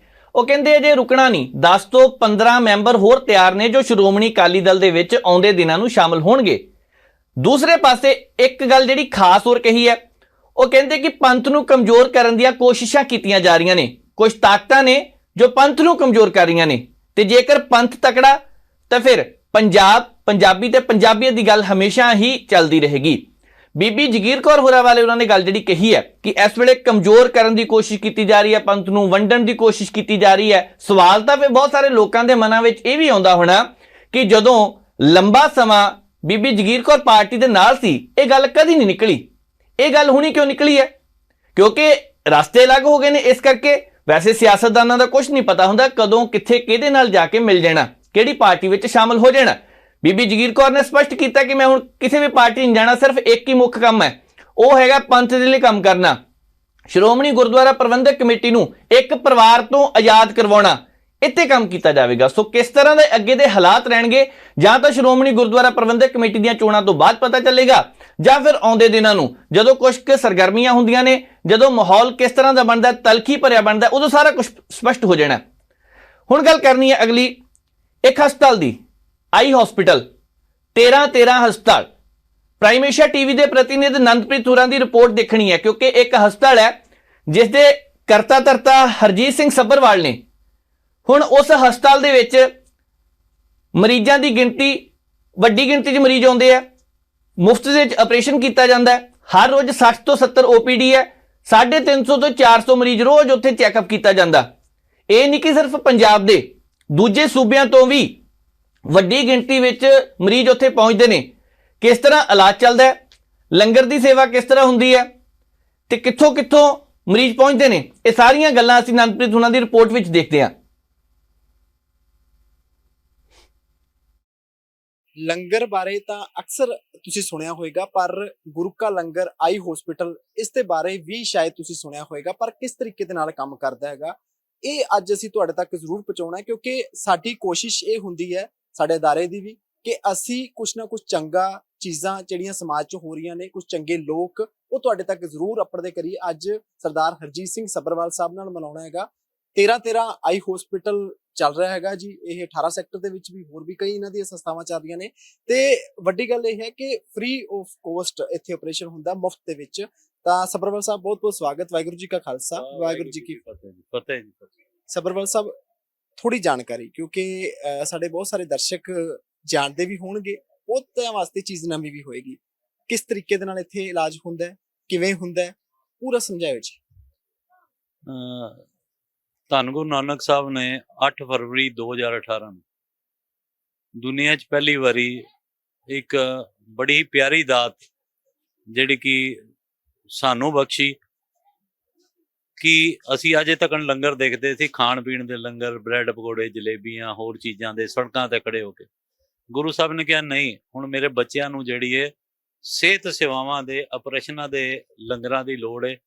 ਬੱਚੇ ਅਸਮਰਥ ਨੇ, ਮਾਇਕ ਵੱਲੋਂ ਪਿਛੜੇ ਹੋਏ ਨੇ, ਇਲਾਜ ਨਹੀਂ ਕਰਾ ਪਾ ਰਹੇ। ਸੋ ਗੁਰੂ ਸਾਹਿਬ ਨੇ ਦਾਤ 8 ਫਰਵਰੀ ਨੂੰ ਇਹ ਸਾਨੂੰ ਦਿੱਤੀ ਸੀ, ਤੇ ਗੁਰੂ ਸਾਹਿਬ ਵੱਲੋਂ ਇਹ ਹੁਕਮ ਹੋਇਆ ਸੀ ਸਾਨੂੰ ਵੀ ਇੱਕ ਇਹੋ ਜਿਹਾ ਹਸਪਤਾਲ ਹੋਵੇ ਜਿਹਦੇ 'ਚ ਕੈਸ਼ ਕਾਊਂਟਰ ਨਾ ਹੋਵੇ। ਪੂਰੇ ਇੰਡੀਆ ਜਿੱਥੋਂ ਮਰਜ਼ੀ ਸੰਗਤ ਆਵੇ, ਜਿਹੜੇ ਮਰਜ਼ੀ ਸਟੇਟ ਤੋਂ ਆਵੇ, ਜਿਹੜੇ ਮਰਜ਼ੀ ਧਰਮ ਦੀ ਸੰਗਤ ਹੋਵੇ, ਛੋਟਾ ਹੋਵੇ, ਵੱਡਾ ਹੋਵੇ, ਗਰੀਬ ਹੋਵੇ, ਅਮੀਰ ਹੋਵੇ, ਜਿਵੇਂ ਆਪਾਂ ਲੰਗਰ 'ਚ ਇੱਕ ਲਾਈਨ 'ਚ ਬਿਠਾ ਕੇ ਪ੍ਰਸ਼ਾਦਾ ਛਕਾਉਂਦੇ ਹਾਂ, ਉਸ ਹਿਸਾਬ ਨਾਲ ਇੱਥੇ ਜਿਹੜੀ ਵੀ ਸੰਗਤ ਆਏ ਉਹਨਾਂ ਨੂੰ ਆਦਰ ਸਤਿਕਾਰ ਮਾਣ ਵੀ ਦੇਣਾ। ਉਹਨਾਂ ਦਾ ਸ਼ੁਰੂ ਤੋਂ ਲੈ ਕੇ ਆਖਿਰ ਤੱਕ ਟੋਟਲ ਆਪਰੇਸ਼ਨ ਜਿਹੜੇ ਨੇ, ਚਾਹੇ ਉਹ ਕੈਟਰੈਕਟ ਦੇ ਹੋਣ, ਚਾਹੇ ਰੈਟਨਾ ਦੇ ਹੋਣ, ਤੇ ਜਾਂ ਕੋਰਨੀਆ ਦੇ ਹੋਣ, ਇਹ ਫ੍ਰੀ ਆਫ ਕਾਸਟ ਹੋਣੇ ਚਾਹੀਦੇ ਨੇ। ਤੇ ਗੁਰੂ ਸਾਹਿਬ ਨੇ ਅੱਗੇ ਕਿਹਾ ਵੀ ਜਿੰਨੀ ਵੀ ਸੰਗਤ ਆਏ, ਬੜੀ ਦੂਰੋਂ ਦੂਰੋਂ ਸੰਗਤ ਤੁਹਾਡੇ ਕੋਲ ਆਏਗੀ, ਤੇ ਉਹਨਾਂ ਦਾ ਚਾਹ ਪਾਣੀ ਤੇ ਪ੍ਰਸ਼ਾਦੇ ਦੀ ਵੀ ਸੇਵਾ ਇੱਥੇ ਚੱਲਣੀ ਚਾਹੀਦੀ ਹੈ। ਹਾਂਜੀ, ਤੇ ਨਾਲ ਆਖਰ ਵਿੱਚ ਗੁਰੂ ਸਾਹਿਬ ਨੇ ਕਿਹਾ ਵੀ ਬੜੀ ਦੂਰ ਦੂਰ ਤੇ ਲੋਕ ਬੜੇ ਨੇ ਜਿਹੜੇ ਮਾਇਆ ਵੱਲੋਂ ਪਿਛੜੇ ਹੋਏ ਆ, ਤੇ ਜੇ ਤੁਸੀਂ ਬੋਰਡ ਲਾ ਵੀ ਦਿਓਗੇ ਵੀ ਅਸੀਂ ਫ੍ਰੀ ਆਪਰੇਸ਼ਨ ਕਰਨਗੇ, ਉਹਨਾਂ ਕੋਲ ਤਾਂ ਪੈਸੇ ਹੀ ਨਹੀਂ ਕਿਰਾਏ ਦੇ, ਆਣਗੇ ਕਿਵੇਂ? ਗੁਰੂ ਸਾਹਿਬ ਨੇ ਜਿਹੜਾ ਦੂਰੋਂ ਨੇੜੇ ਆਵੇ ਕਵੇ ਵੀ ਮੇਰੇ ਕੋਲ ਕਿਰਾਇਆ ਨਹੀਂ ਸੀ ਮੈਂ ਮੰਗ ਕੇ ਲਿਆ, ਤੇ ਤੁਸੀਂ ਉਹਨੂੰ ਆਉਣ ਜਾਣ ਦਾ ਕਿਰਾਇਆ ਵੀ ਤੁਸੀਂ ਦਿਓ। ਉਹ ਇੱਕ ਸਾਡੀ ਫਿਰ ਵੀਡੀਓ ਚੱਲੀ ਤੇ ਦੁਨੀਆ ਭਰ ਵਿੱਚ ਜਿਹੜੀ ਹੈ ਇੰਨੀ ਕੁ ਜ਼ਿਆਦਾ ਫੇਮਸ ਹੋਈ। ਉਸ ਤੋਂ ਬਾਅਦ ਅੱਜ 5.5 ਸਾਲ ਹੋ ਗਏ ਨੇ। ਗੁਰੂ ਨਾਨਕ ਦੀ ਕਿਰਪਾ ਜਿੰਨੀ ਅੱਜ ਆਪ ਤੁਸੀਂ ਸੰਗਤ ਦੇਖ ਰਹੇ ਹੋ, ਇੰਨੀ ਤੇ ਇਸ ਤੋਂ ਜ਼ਿਆਦਾ ਸੰਗਤ ਰੋਜ਼ਾਨਾ ਸਵੇਰੇ ਇੱਥੇ 6 ਵਜੇ ਤੋਂ ਲਾਈਨਾਂ ਲੱਗਣੀਆਂ ਸ਼ੁਰੂ ਹੋ ਜਾਂਦੀਆਂ। ਔਰ ਦੁਨੀਆ 'ਚ ਪਹਿਲਾ ਹਸਪਤਾਲ ਹੈ ਜੀ ਜਿੱਥੇ ਰੈਟਿਨਾ ਦਾ ਆਪਰੇਸ਼ਨ, ਕੋਰਨੀਆ ਦਾ transplant total free of cost ਹੁੰਦਾ ਹੈ। ਜਿਹੜਾ ਰੈਟਿਨਾ ਦੀਆਂ ਸਰਜਰੀਆਂ ਨੇ, ਟ੍ਰੀਟਮੈਂਟ ਸਾਡੇ ਜਿਹੜੇ ਗੌਰਮੈਂਟ ਦੇ ਅਦਾਰੇ PGI 'ਚ, ਉੱਥੇ ਵੀ ਲੱਖਾਂ ਰੁਪਈਆ ਲੈਂਦੇ ਨੇ, ਫ੍ਰੀ ਕੋਈ ਨਹੀਂ ਕਰਦੇ। ਇਹ ਇਹੋ ਜਿਹੀ ਜਗ੍ਹਾ ਜਿੱਥੇ ਰੈਟਿਨਾ ਦਾ ਆਪਰੇਸ਼ਨ ਵੀ ਫ੍ਰੀ ਆਫ ਕਾਸਟ ਜਿਹੜਾ ਇੱਥੇ ਕੀਤਾ ਜਾਂਦਾ। ਸਾਡੇ ਕੋਲ 8 ਕਰੋੜ ਰੁਪਈਏ ਤੋਂ ਉੱਤੇ ਦੀਆਂ ਮਸ਼ੀਨਾਂ ਜਿਹੜੀਆਂ ਗੁਰੂ ਨਾਨਕ ਨੇ ਆਪਣੇ ਬੱਚਿਆਂ ਤੇ ਕਿਰਪਾ ਕਰਕੇ ਇੱਥੇ ਭਿਜਵਾਈਆਂ। ਸੰਗਤ ਸਾਨੂੰ ਬਹੁਤ ਪਿਆਰ ਕਰਦੀ ਹੈ ਤੇ ਸਾਰੀ ਸੇਵਾ ਦੇ ਵਿੱਚ ਸੰਗਤਾਂ ਬੜਾ ਦਸਵੰਧ ਭੇਜਦੀਆਂ ਨੇ। ਤੇ ਜਿਸ ਹਿਸਾਬ ਨਾਲ ਤੁਸੀਂ ਦੇ ਰਹੇ ਹੋ, ਹੁਣ ਸਾਡੀ ਜਿਹੜੀ ਆਪਰੇਸ਼ਨਾਂ ਦੀ ਲਿਮਟ ਹੈ, ਪਹਿਲੇ ਅਸੀਂ 30-40 ਕਰਦੇ ਸੀ, ਹੁਣ 60 ਤੋਂ 75 ਆਪਰੇਸ਼ਨ ਪਰ ਡੇ ਦਾ ਸਾਡਾ ਜਿਹੜਾ ਟਾਰਗੇਟ ਹੈ। ਕਿਉਂਕਿ ਇੰਨੇ ਆਪਰੇਸ਼ਨ ਕਰਕੇ ਵੀ ਸਾਡੀ ਜਿਹੜੀ ਵੇਟਿੰਗ ਪੀਰੀਅਡ ਹੈ 1 ਮਹੀਨੇ ਤੋਂ ਉੱਤੇ ਜਾਂਦੀ ਹੈ। ਹੁਣ ਅਸੀਂ ਇਹ ਕੋਸ਼ਿਸ਼ ਕੀਤਾ, ਪਾਸ ਕਰ ਲਿਆ ਪਿਛਲੇ 2 ਮਹੀਨੇ ਤੋਂ, ਜਿਹੜੇ ਬੰਦੇ 100 ਕਿਲੋਮੀਟਰ ਤੋਂ ਦੂਰ ਤੋਂ ਆਣਗੇ ਉਹਨਾਂ ਨੂੰ ਅਸੀਂ ਵੇਟਿੰਗ ਵਿੱਚ ਨਹੀਂ ਪਾਵਾਂਗੇ। ਉਹਨਾਂ ਨੂੰ 2-3 ਦਿਨ ਅਗਰ ਉਹ ਫਿੱਟ ਹੁੰਦੇ 2-3 ਦਿਨ ਆਪਰੇਸ਼ਨ ਕਰਾ ਕੇ ਤੇ ਉਹਨਾਂ ਨੂੰ ਭੇਜਾਂਗੇ। ਜਿਹੜੇ ਲੋਕਲ ਨੇ ਔਰ ਜਿਨ੍ਹਾਂ ਦੀ ਅਜੇ ਰੁਕ ਸਕਦੇ ਆ ਮਹੀਨਾ ਡੇਢ ਮਹੀਨਾ, ਉਹਨਾਂ ਨੂੰ ਆਪਾਂ ਇਸ ਦੁਨੀਆ ਤੇ ਬਹੁਤ ਸਾਰੇ ਇਸ ਤਰ੍ਹਾਂ ਦੇ ਲੋਕ ਨੇ ਜੋ ਸਮਾਜ ਸੇਵਾ ਕਰਨੀ ਚਾਹੁੰਦੇ ਆ, ਸਮਾਜ ਸੇਵਾ ਕਰ ਵੀ ਰਹੇ ਆ।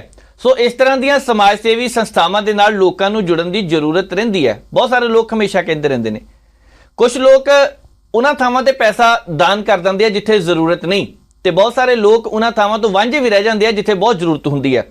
ਸੋ ਇਹ ਲੋਕਾਂ ਦੇ ਉੱਪਰ ਹੀ ਨਿਰਭਰ ਹੋਣਾ ਚਾਹੀਦਾ ਹੈ। ਸਾਰਾ ਕੁਝ ਸੋਚ ਵਿਚਾਰ ਕੇ ਦੇਖੋ, ਪੈਸੇ ਦੇਣ ਦੀ ਜ਼ਰੂਰਤ ਕਿੱਥੇ ਹੈ, ਉੱਥੇ ਦਿੱਤਾ ਜਾਵੇ। ਅਗਲੀ ਗੱਲ ਕਰਨੀ ਹੈ ਪੰਜਾਬ ਦੀ ਉਸ ਮਾਂ ਧੀ ਦੀ ਜਿਸ ਨੇ 12ਵੀਂ ਦੀ ਪ੍ਰੀਖਿਆ ਇਕੱਠਿਆਂ ਨੇ ਪਾਸ ਕੀਤੀ ਹੈ। ਇਸ ਤਰ੍ਹਾਂ ਦੀਆਂ ਉਦਾਹਰਨਾਂ ਵੀ ਹੈ ਸਮਾਜ ਦੇ ਵਿੱਚ ਕਿ ਇੱਕ ਬੰਦੇ ਨੇ 76 ਸਾਲ ਦੀ ਉਮਰ ਤੱਕ BA ਪਾਸ ਕਰਨ ਤੇ ਪੂਰਾ ਜ਼ੋਰ ਲਗਾ ਦਿੱਤਾ। ਇਸ ਤਰ੍ਹਾਂ ਦੀਆਂ ਖਬਰਾਂ ਵੀ ਹੈ ਕਿ 10ਵੀਂ ਪਾਸ ਕਰਨ ਦੇ ਲਈ 30 ਤੋਂ ਵੱਧ ਵਾਰ ਪੇਪਰ ਦੇ ਦਿੱਤਾ। ਤੇ ਅੱਜ ਜਦੋਂ ਪੰਜਾਬ ਦੀ ਉਸ ਮਾਂ ਧੀ ਨੇ ਇਕੱਠਿਆਂ ਨੇ 12ਵੀਂ ਪਾਸ ਕੀਤੀ, ਉਹਨਾਂ ਨੇ ਕਿਹਾ, ਮਾਂ ਨੇ ਕਿਹਾ ਕਿ ਕਰਨੀ ਪਹਿਲਾਂ ਵੀ ਸੀ ਪਰ ਪੜ੍ਹਾਈ ਕਰਨੀ ਉਸ ਵੇਲੇ ਔਖੀ ਲੱਗਦੀ ਸੀ, ਪਰ ਹੁਣ ਬਹੁਤ ਸੌਖਾ ਕੰਮ ਲੱਗਦਾ। ਇਹ ਵੀ ਵੱਖਰੇ ਤਰ੍ਹਾਂ ਦੀ ਇੱਕ ਗੱਲ ਹੈ। ਪਰ ਬਹੁਤ ਸਾਰੇ ਲੋਕ ਪੜ੍ਹਨਾ ਚਾਹੁੰਦੇ ਆ, ਉਸ ਵੇਲੇ ਹਾਲਾਤ ਉਹਨਾਂ ਦੇ ਅਨੁਕੂਲ ਨਹੀਂ ਹੁੰਦੇ, ਪਰ ਜਦੋਂ ਪੜ੍ਹਨਾ ਚਾਹੁੰਦੇ ਉਦੋਂ ਸਮਾਂ ਵੀ ਨਿਕਲ ਜਾਂਦਾ।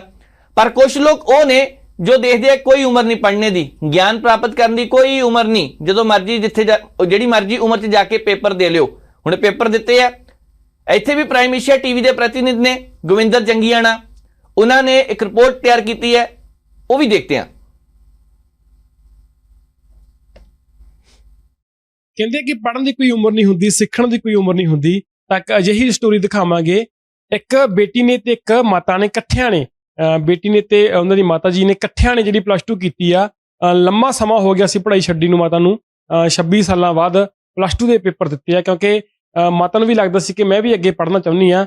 ਤਾਂ ਉਹਨਾਂ ਮਾਂ ਬੇਟੀ ਕੋਲੇ ਆਏ ਆ ਅਸੀਂ, ਜਿਨ੍ਹਾਂ ਨੇ ਇਕੱਠਿਆਂ ਨੇ +2 ਦੇ ਪੇਪਰ ਦਿੱਤੇ ਆ ਤੇ ਇਕੱਠਿਆਂ ਦਾ ਇਤਕੇ ਰਿਜ਼ਲਟ ਆਇਆ। ਦੋਨਾਂ ਨੇ ਪਾਸ ਆਊਟ ਜਿਹੜੀ +2 ਦਾ ਐਗਜ਼ਾਮ ਕਰ ਲਏ। ਮਾਤਾ ਸਤਿ ਸ਼੍ਰੀ ਅਕਾਲ ਜੀ। ਸਤਿ ਸ਼੍ਰੀ ਅਕਾਲ ਜੀ। ਤੁਸੀਂ ਇਕੱਠਿਆਂ ਨੇ +2 ਕੀਤੀ ਆ, ਕਿਵੇਂ ਸੋਚਿਆ ਕਿ ਇੰਨੇ ਲੰਮੇ ਸਮੇਂ ਬਾਅਦ 26 ਸਾਲ ਤੁਹਾਨੂੰ ਹੋ ਗਏ ਸੀ ਸਟੱਡੀ ਛੱਡੀ ਨੂੰ, ਦੁਬਾਰੇ ਕਰਨ ਬਾਰੇ ਕਿਉਂ ਸੋਚਿਆ? ਇਹ ਤਾਂ ਮੈਨੂੰ ਮਤਲਬ ਪਹਿਲਾਂ ਮੇਰੇ ਟੀਚਰ ਸਟਾਫ ਹੋਰ ਵੀ ਮੇਰੇ ਜਿਹੜੇ ਦੋਸਤ ਜਿਹੜੇ ਮੇਰੇ ਫਰੈਂਡ ਹੈਗੇ ਆ, ਉਹ ਵੀ ਕਹਿੰਦੇ ਸੀ +2 ਕਰ ਲਓ, ਪਰ ਘਰ ਦਾ ਥੋੜਾ ਬਣਿਆ ਨਹੀਂ, ਮਾਹੌਲ ਜਿਹਾ ਨਹੀਂ ਬਣਿਆ। ਮੈਨੂੰ ਐਸੀ ਚਲੋ ਬੱਚੇ ਪੜ੍ਹ ਜਾਣ, ਪਰ ਜਦੋਂ ਮੈਂ ਆਮ ਆਦਮੀ ਪਾਰਟੀ ਹੈ ਤਾਂ ਉਹ ਕਹਿੰਦੇ ਵੀ ਤੁਸੀਂ ਨਾ ਵੀ +2 ਕਰ ਲਓ। ਫਿਰ ਮੈਂ ਫਾਰਮ ਭਰੇ ਜੀ, ਉਹ ਕਹਿੰਦੇ ਵੀ ਤੁਹਾਡੇ ਕੋਲ ਇੱਕ ਮੌਕਾ ਹੈਗਾ ਵੀ ਦੇਖ ਲਓ। ਇਹ ਪਾਸ +2? ਹਾਂਜੀ ਹਾਂਜੀ ਹੋ ਗਈ। ਬੇਟੀ ਵੀ ਪਾਸ ਹੋ ਗਈ? ਹਾਂਜੀ। ਤੁਹਾਡੇ ਕੋਲ ਕਿਹੜੀ ਸਟਰੀਮ ਸੀ ਤੇ ਮਾਤਾ ਕੋਲ ਕਿਹੜੀ ਸੀ? ਮੇਰੇ ਕੋਲ ਨੌਨ ਮੈਡੀਕਲ ਸਟਰੀਮ ਸੀ, ਮੰਮੀ ਕੋਲ ਆਰਟਸ ਸਟਰੀਮ। ਤੁਸੀਂ ਨੌਨ ਮੈਡੀਕਲ ਨਾਲ ਕਰ ਲਈ, ਇਹਨਾਂ ਨੇ ਆਰਟਸ ਨਾਲ ਕਰ ਲਈ। ਹਾਂਜੀ। ਇਹ ਕਿਵੇਂ ਜੇ ਲੱਗਿਆ? ਅਜੀਬ ਜਿਹਾ ਨਹੀਂ ਲੱਗਦਾ ਕਿ ਮਾਤਾ ਤੇ ਬੇਟੀ ਨੇ ਇਕੱਠਿਆਂ ਨੇ +2 ਕਰ ਲਈ? ਨਹੀਂ, ਅਜੀਬ ਨਹੀਂ ਲੱਗਿਆ, ਮਤਲਬ ਇਕੱਠੇ ਹੀ ਪੜ੍ਹਦੇ ਸੀਗੇ, ਪ੍ਰੈਸ਼ਰ ਵੀ ਨਹੀਂ ਲੱਗਿਆ ਵੀ ਕੀ ਪੜ੍ਹਾਈ ਦਾ ਹੈਗਾ। ਜੇ ਮੰਮਾ ਕਰ ਰਹੇ ਸੀ ਤਾਂ ਮੈਨੂੰ ਵੀ ਲੱਗਦਾ ਵੀ ਮੈਨੂੰ ਵੀ ਨਾਲ ਕਰਨਾ ਚਾਹੀਦਾ। ਬਸ ਇਕੱਠੀ ਪੜ੍ਹ ਲੈਂਦੇ ਸੀ ਦੋਨੇ, ਵੀ ਕਿੰਨਾ ਘੰਟੇ ਪੜ੍ਹਨੇ ਆ, ਸਵੇਰੇ ਸ਼ਾਮ ਇਕੱਠੇ ਪੜ੍ਹਦੇ ਸੀ? ਸਵੇਰੇ ਤਾਂ ਮੰਮਾ ਕੰਮ ਤੇ ਹੁੰਦੇ ਸੀਗੇ, ਫਿਰ ਰਾਤ ਨੂੰ ਆਪਾਂ ਇਕੱਠੇ ਪੜ੍ਹਦੇ ਸੀ, ਰਾਤ ਨੂੰ ਲੇਟ ਨੂੰ। ਤੁਸੀਂ ਇਹਨਾਂ ਨੂੰ, ਕਿਉਂਕਿ ਤੁਸੀਂ ਤਾਂ ਇੰਟੈਲੀਜੈਂਟ ਹੋਵੋਗੇ, ਨੌਨ ਮੈਡੀਕਲ, ਇਹਨਾਂ ਨੂੰ ਪੜ੍ਹਾ ਵੀ ਦਿੰਦੇ ਸੀ ਫਿਰ? ਹਾਂਜੀ, ਇੰਗਲਿਸ਼ ਪੰਜਾਬੀ ਤਾਂ ਕਾਮਨ ਸੀ, ਉਹ ਤਾਂ ਚਲੋ ਆਪਾਂ ਸੇਮ ਕਰ ਲਏ। ਬਾਕੀ ਥੋੜਾ ਔਖਾ ਸੀ, ਉਹ ਮੈਂ ਓਰਲ ਬਸ ਸੁਣ ਲੈਂਦੀ ਸੀ, ਮਤਲਬ ਕੀ ਆਉਂਦਾ। ਕਿ ਕਿੰਨੀ ਕੁ ਖੁਸ਼ੀ ਹੋਈ ਕਿ ਤੁਹਾਡੀ ਮਾਤਾ ਨੇ ਤੁਹਾਡੇ ਨਾਲ ਤੁਹਾਡੀ ਕਲਾਸਮੇਟ ਬਣ ਕੇ ਜਿਹੜੀ +2 ਕਰ ਲਈ? ਮੈਨੂੰ ਤਾਂ ਬੜੀ ਅੱਛੀ ਲੱਗੀ ਮੰਮਾ ਨੇ ਨਾਲ ਕੀਤਾ। ਮੈਂ ਕਿਹਾ ਇੱਕ ਵਾਰ ਕਿਹਾ ਵੀ ਸੀ ਵੀ ਮੰਮਾ ਮੈਨੂੰ ਨਵਾਂ ਸਾਥੀ ਮਿਲ ਗਿਆ ਨਾਲ ਪੇਪਰ ਜਿੰਨਾ ਮੈਂ ਦਿੱਤੇ ਆ, ਵਧੀਆ ਲੱਗਿਆ ਮੈਨੂੰ। ਤਾਂ ਮਾਤਾ ਜੀ ਤੁਸੀਂ ਇਹ ਨਹੀਂ ਸੋਚਿਆ ਕਿ ਬਹੁਤ ਸਮਾਂ ਹੋ ਗਿਆ, ਛੱਡੋ ਪਰਾਂ, ਹੁਣ ਕਿੱਥੇ ਦੁਬਾਰੇ ਮੱਥਾ ਮਾਰਾਂਗੇ? ਹਾਂਜੀ ਆ ਤਾਂ ਸੀਗਾ ਦਿਮਾਗ 'ਚ ਵੀ ਹੁਣ ਕਿੱਥੇ ਪੜ੍ਹਾਈ ਕਰਾਂਗੇ, ਪਰ ਫਿਰ ਵੀ ਮੈਨੂੰ ਇਹ ਸੀ ਵੀ ਹੁਣ ਕੋਈ ਕਹਿੰਦਾ ਵੀ ਉਸ ਚੀਜ਼ ਦਾ ਆਪਾਂ ਨੂੰ ਸੋਚਣਾ ਵੀ ਚਾਹੀਦਾ ਅੱਗੇ ਬਾਰੇ। ਨਹੀਂ ਠੀਕ ਲੱਗਿਆ ਮਤਲਬ। ਪਹਿਲਾਂ 10ਵੀਂ ਕਦੋਂ ਕੀਤੀ ਸੀ? ਬਹੁਤ ਟਾਈਮ ਹੋ ਗਿਆ। 1997 ਵਿੱਚ। 97 ਵਿੱਚ 10ਵੀਂ ਕੀਤੀ ਹੈ, ਹੁਣ +2 ਕੀਤੀ ਹੈ। ਹਾਂਜੀ ਹਾਂਜੀ। ਕਿਵੇਂ ਲੱਗਿਆ ਪੜ੍ਹਨਾ ਫਿਰ ਇੰਨੇ ਟਾਈਮ ਬਾਅਦ, ਜਦੋਂ ਕਿਤਾਬਾਂ ਚੱਕੀ ਆਉਣਗੀਆਂ ਇੰਨੇ ਲੰਬੇ ਸਮੇਂ ਬਾਅਦ? ਮੈਨੂੰ ਤਾਂ ਸਿਰਫ ਟਾਈਮ ਦੀ ਕਮੀ ਹੈ ਜੀ, ਬਾਕੀ ਪੜ੍ਹਨ ਤਾਂ ਮੈਨੂੰ ਬਹੁਤ ਵਧੀਆ ਲੱਗਿਆ। ਮਤਲਬ ਇਹ ਹੁੰਦਾ ਸੀ ਵੀ ਪਹਿਲਾਂ ਤਾਂ ਔਖਾ ਲੱਗਦਾ ਸੀਗਾ ਪੜ੍ਹਨਾ, ਜਦੋਂ ਪੜ੍ਹਦੇ ਆ ਮਤਲਬ ਆਪਣਾ ਇੰਟਰਸਟ ਵਧੀ ਜਾਂਦਾ ਹੈ, ਮਤਲਬ ਪੜ੍ਹਨਾ ਅੱਛਾ ਲੱਗਦਾ ਹੈ। ਠੀਕ ਹੈ ਪੜ੍ਹਨਾ। ਜਦੋਂ ਪਤਾ ਲੱਗਿਆ ਕਿ +2 ਚ ਪਾਸ ਹੋ ਗਏ, ਫਿਰ ਖੁਸ਼ੀ ਕਿੰਨੀ ਕੁ ਹੋਈ? ਬਹੁਤ ਜੀ, ਮੈਨੂੰ ਸਗੋਂ ਬੇਟੀ ਨੇ ਪਹਿਲਾਂ ਮੇਰੇ ਹੀ ਨੰਬਰ ਦੱਸੇ, ਮੰਮਾ ਤੁਹਾਡੇ ਇੰਨੇ ਨੰਬਰ ਹੈ, ਤੇ ਬਹੁਤ ਖੁਸ਼ੀ ਹੋਈ ਹੈ। ਮੈਨੂੰ ਸਗੋਂ ਇਹਦੀ ਸੀਗੀ ਮੈਂ ਤੂੰ ਆਪਣੇ ਦੱਸ, ਨਹੀਂ ਕਹਿੰਦਾ ਤੁਸੀਂ ਆਪਣੇ ਸੁਣੋ ਵੀ ਕਿੰਨੇ ਨੰਬਰ ਆਏ ਤੁਹਾਡੇ। ਬਹੁਤ ਖੁਸ਼ੀ ਹੋਈ, ਬੇਟੀ ਦੀ ਜ਼ਿਆਦਾ ਹੋਈ, ਆਪਣੇ ਤੋਂ ਚਲੋ ਪਾਸ ਹੋਣਾ ਹੀ ਜ਼ਿਆਦਾ ਜ਼ਰੂਰੀ ਸੀਗਾ। ਚੰਗੇ ਆ ਗਏ ਨੰਬਰ? ਹਾਂਜੀ ਹਾਂਜੀ 72% ਹੈ। ਅੱਛਾ 72 ਲੈ ਗਏ? ਹਾਂਜੀ ਮਾਤਾ ਜੀ ਵਧੀਆ ਨੰਬਰ ਲੈ ਗਏ ਤੁਹਾਡੇ। ਹਾਂਜੀ। ਕਿੰਨਾ ਕੁ ਪੜ੍ਹਦੇ ਸੀ ਫਿਰ ਇਹ ਤੁਸੀਂ ਦੋਨੇ ਇਕੱਠੇ, ਕਿੰਨਾ ਕੁ ਪੜ੍ਹਦੇ ਸੀ? ਮੰਮੀ ਤਾਂ ਸਵੇਰੇ ਕੰਮ ਤੇ ਜਾਂਦੇ ਸੀ, ਫਿਰ ਲੇਟ ਆ ਕੇ ਸਿਲਾਈ ਦਾ ਕਰਦੇ ਸੀ, ਫਿਰ ਰਾਤ ਨੂੰ ਆਪਾਂ 11 ਤੋਂ 12 ਵਜੇ ਤੱਕ ਕਦੇ ਕਦੇ ਪੜ੍ਹਦੇ ਸੀ, ਕਦੇ ਲੇਟ ਹੋ ਜਾਂਦਾ। ਅਸੀਂ ਨਹੀਂ 2-3 ਘੰਟੇ ਪੜ੍ਹਦੇ। ਜਦੋਂ ਮਾਤਾ ਨੇ ਕਿਹਾ ਹੋਊਗਾ, ਇਹਨਾਂ ਦੇ ਮਨ 'ਚ ਖਿਆਲ ਆਇਆ ਹੋਊਗਾ ਕਿ ਮੈਂ ਦੁਬਾਰੇ +2 ਕਰਨੀ ਆ, ਫਿਰ ਤੁਸੀਂ ਕੀ ਕਹਿੰਦੇ ਨੂੰ ਵੀ ਕਰ ਲਓ? ਪਹਿਲਾਂ ਤਾਂ ਅਜੀਬ ਲੱਗਿਆ, ਫਿਰ ਮੈਂ ਕਿਹਾ ਕਰ ਲਿਓ, ਇਕੱਠੇ ਦੇ ਦਾਂਗੇ ਪੇਪਰ, ਵਧੀਆ ਰਹੇਗਾ। ਪਹਿਲਾਂ ਲੱਗਿਆ ਮਾਤਾ ਕਿਹੜੇ ਚੱਕਰਾਂ 'ਚ ਪੈ ਗਈ ਵੀ ਹੁਣ +2 ਕਰੀ ਜਾਂਦੀ ਹੈ। ਹਾਂਜੀ। ਤੇ ਮਤਲਬ ਕੀ ਕਹੋਗੇ ਜਿਹੜੇ ਬੱਚੇ ਸਟੂਡੈਂਟ ਕੁਝ ਫੇਲ ਹੋ ਗਏ ਜਾਂ ਕਿਸੇ ਕਾਰਨ? ਸੋ ਜੰਗੀਆਣ ਹੋਰਾਂ ਦੀ ਰਿਪੋਰਟ ਦੇਖੀਏ ਕਿਸ ਤਰ੍ਹਾਂ ਮਾਂ ਧੀ ਨੇ ਇਕੱਠਿਆਂ ਨੇ ਪ੍ਰੀਖਿਆ ਦਿੱਤੀ ਤੇ ਪਾਸ ਹੋਏ। ਖੁਸ਼ੀ ਦੀ ਗੱਲ ਹੈ। ਇਸ ਤਰ੍ਹਾਂ ਦੀਆਂ ਬਹੁਤ ਸਾਰੀਆਂ ਉਦਾਹਰਨਾਂ ਹੋਰ ਵੀ ਆਉਂਦੀਆਂ ਰਹਿੰਦੀਆਂ ਨੇ। ਰਾਜਨੀਤੀ ਵੱਲ ਮੋੜਾ ਕੱਟਦੇ ਹਾਂ। ਕਈ ਦਿਨਾਂ ਤੋਂ ਪੰਜਾਬ ਦੇ ਮੁੱਖ ਮੰਤਰੀ ਭਗਵੰਤ ਮਾਨ ਤੇ ਉਧਰ ਨਵਜੋਤ ਸਿੰਘ ਸਿੱਧੂ ਟਵੀਟੋ ਟਵੀਟੀ ਹੋ ਰਹੇ ਸੀ।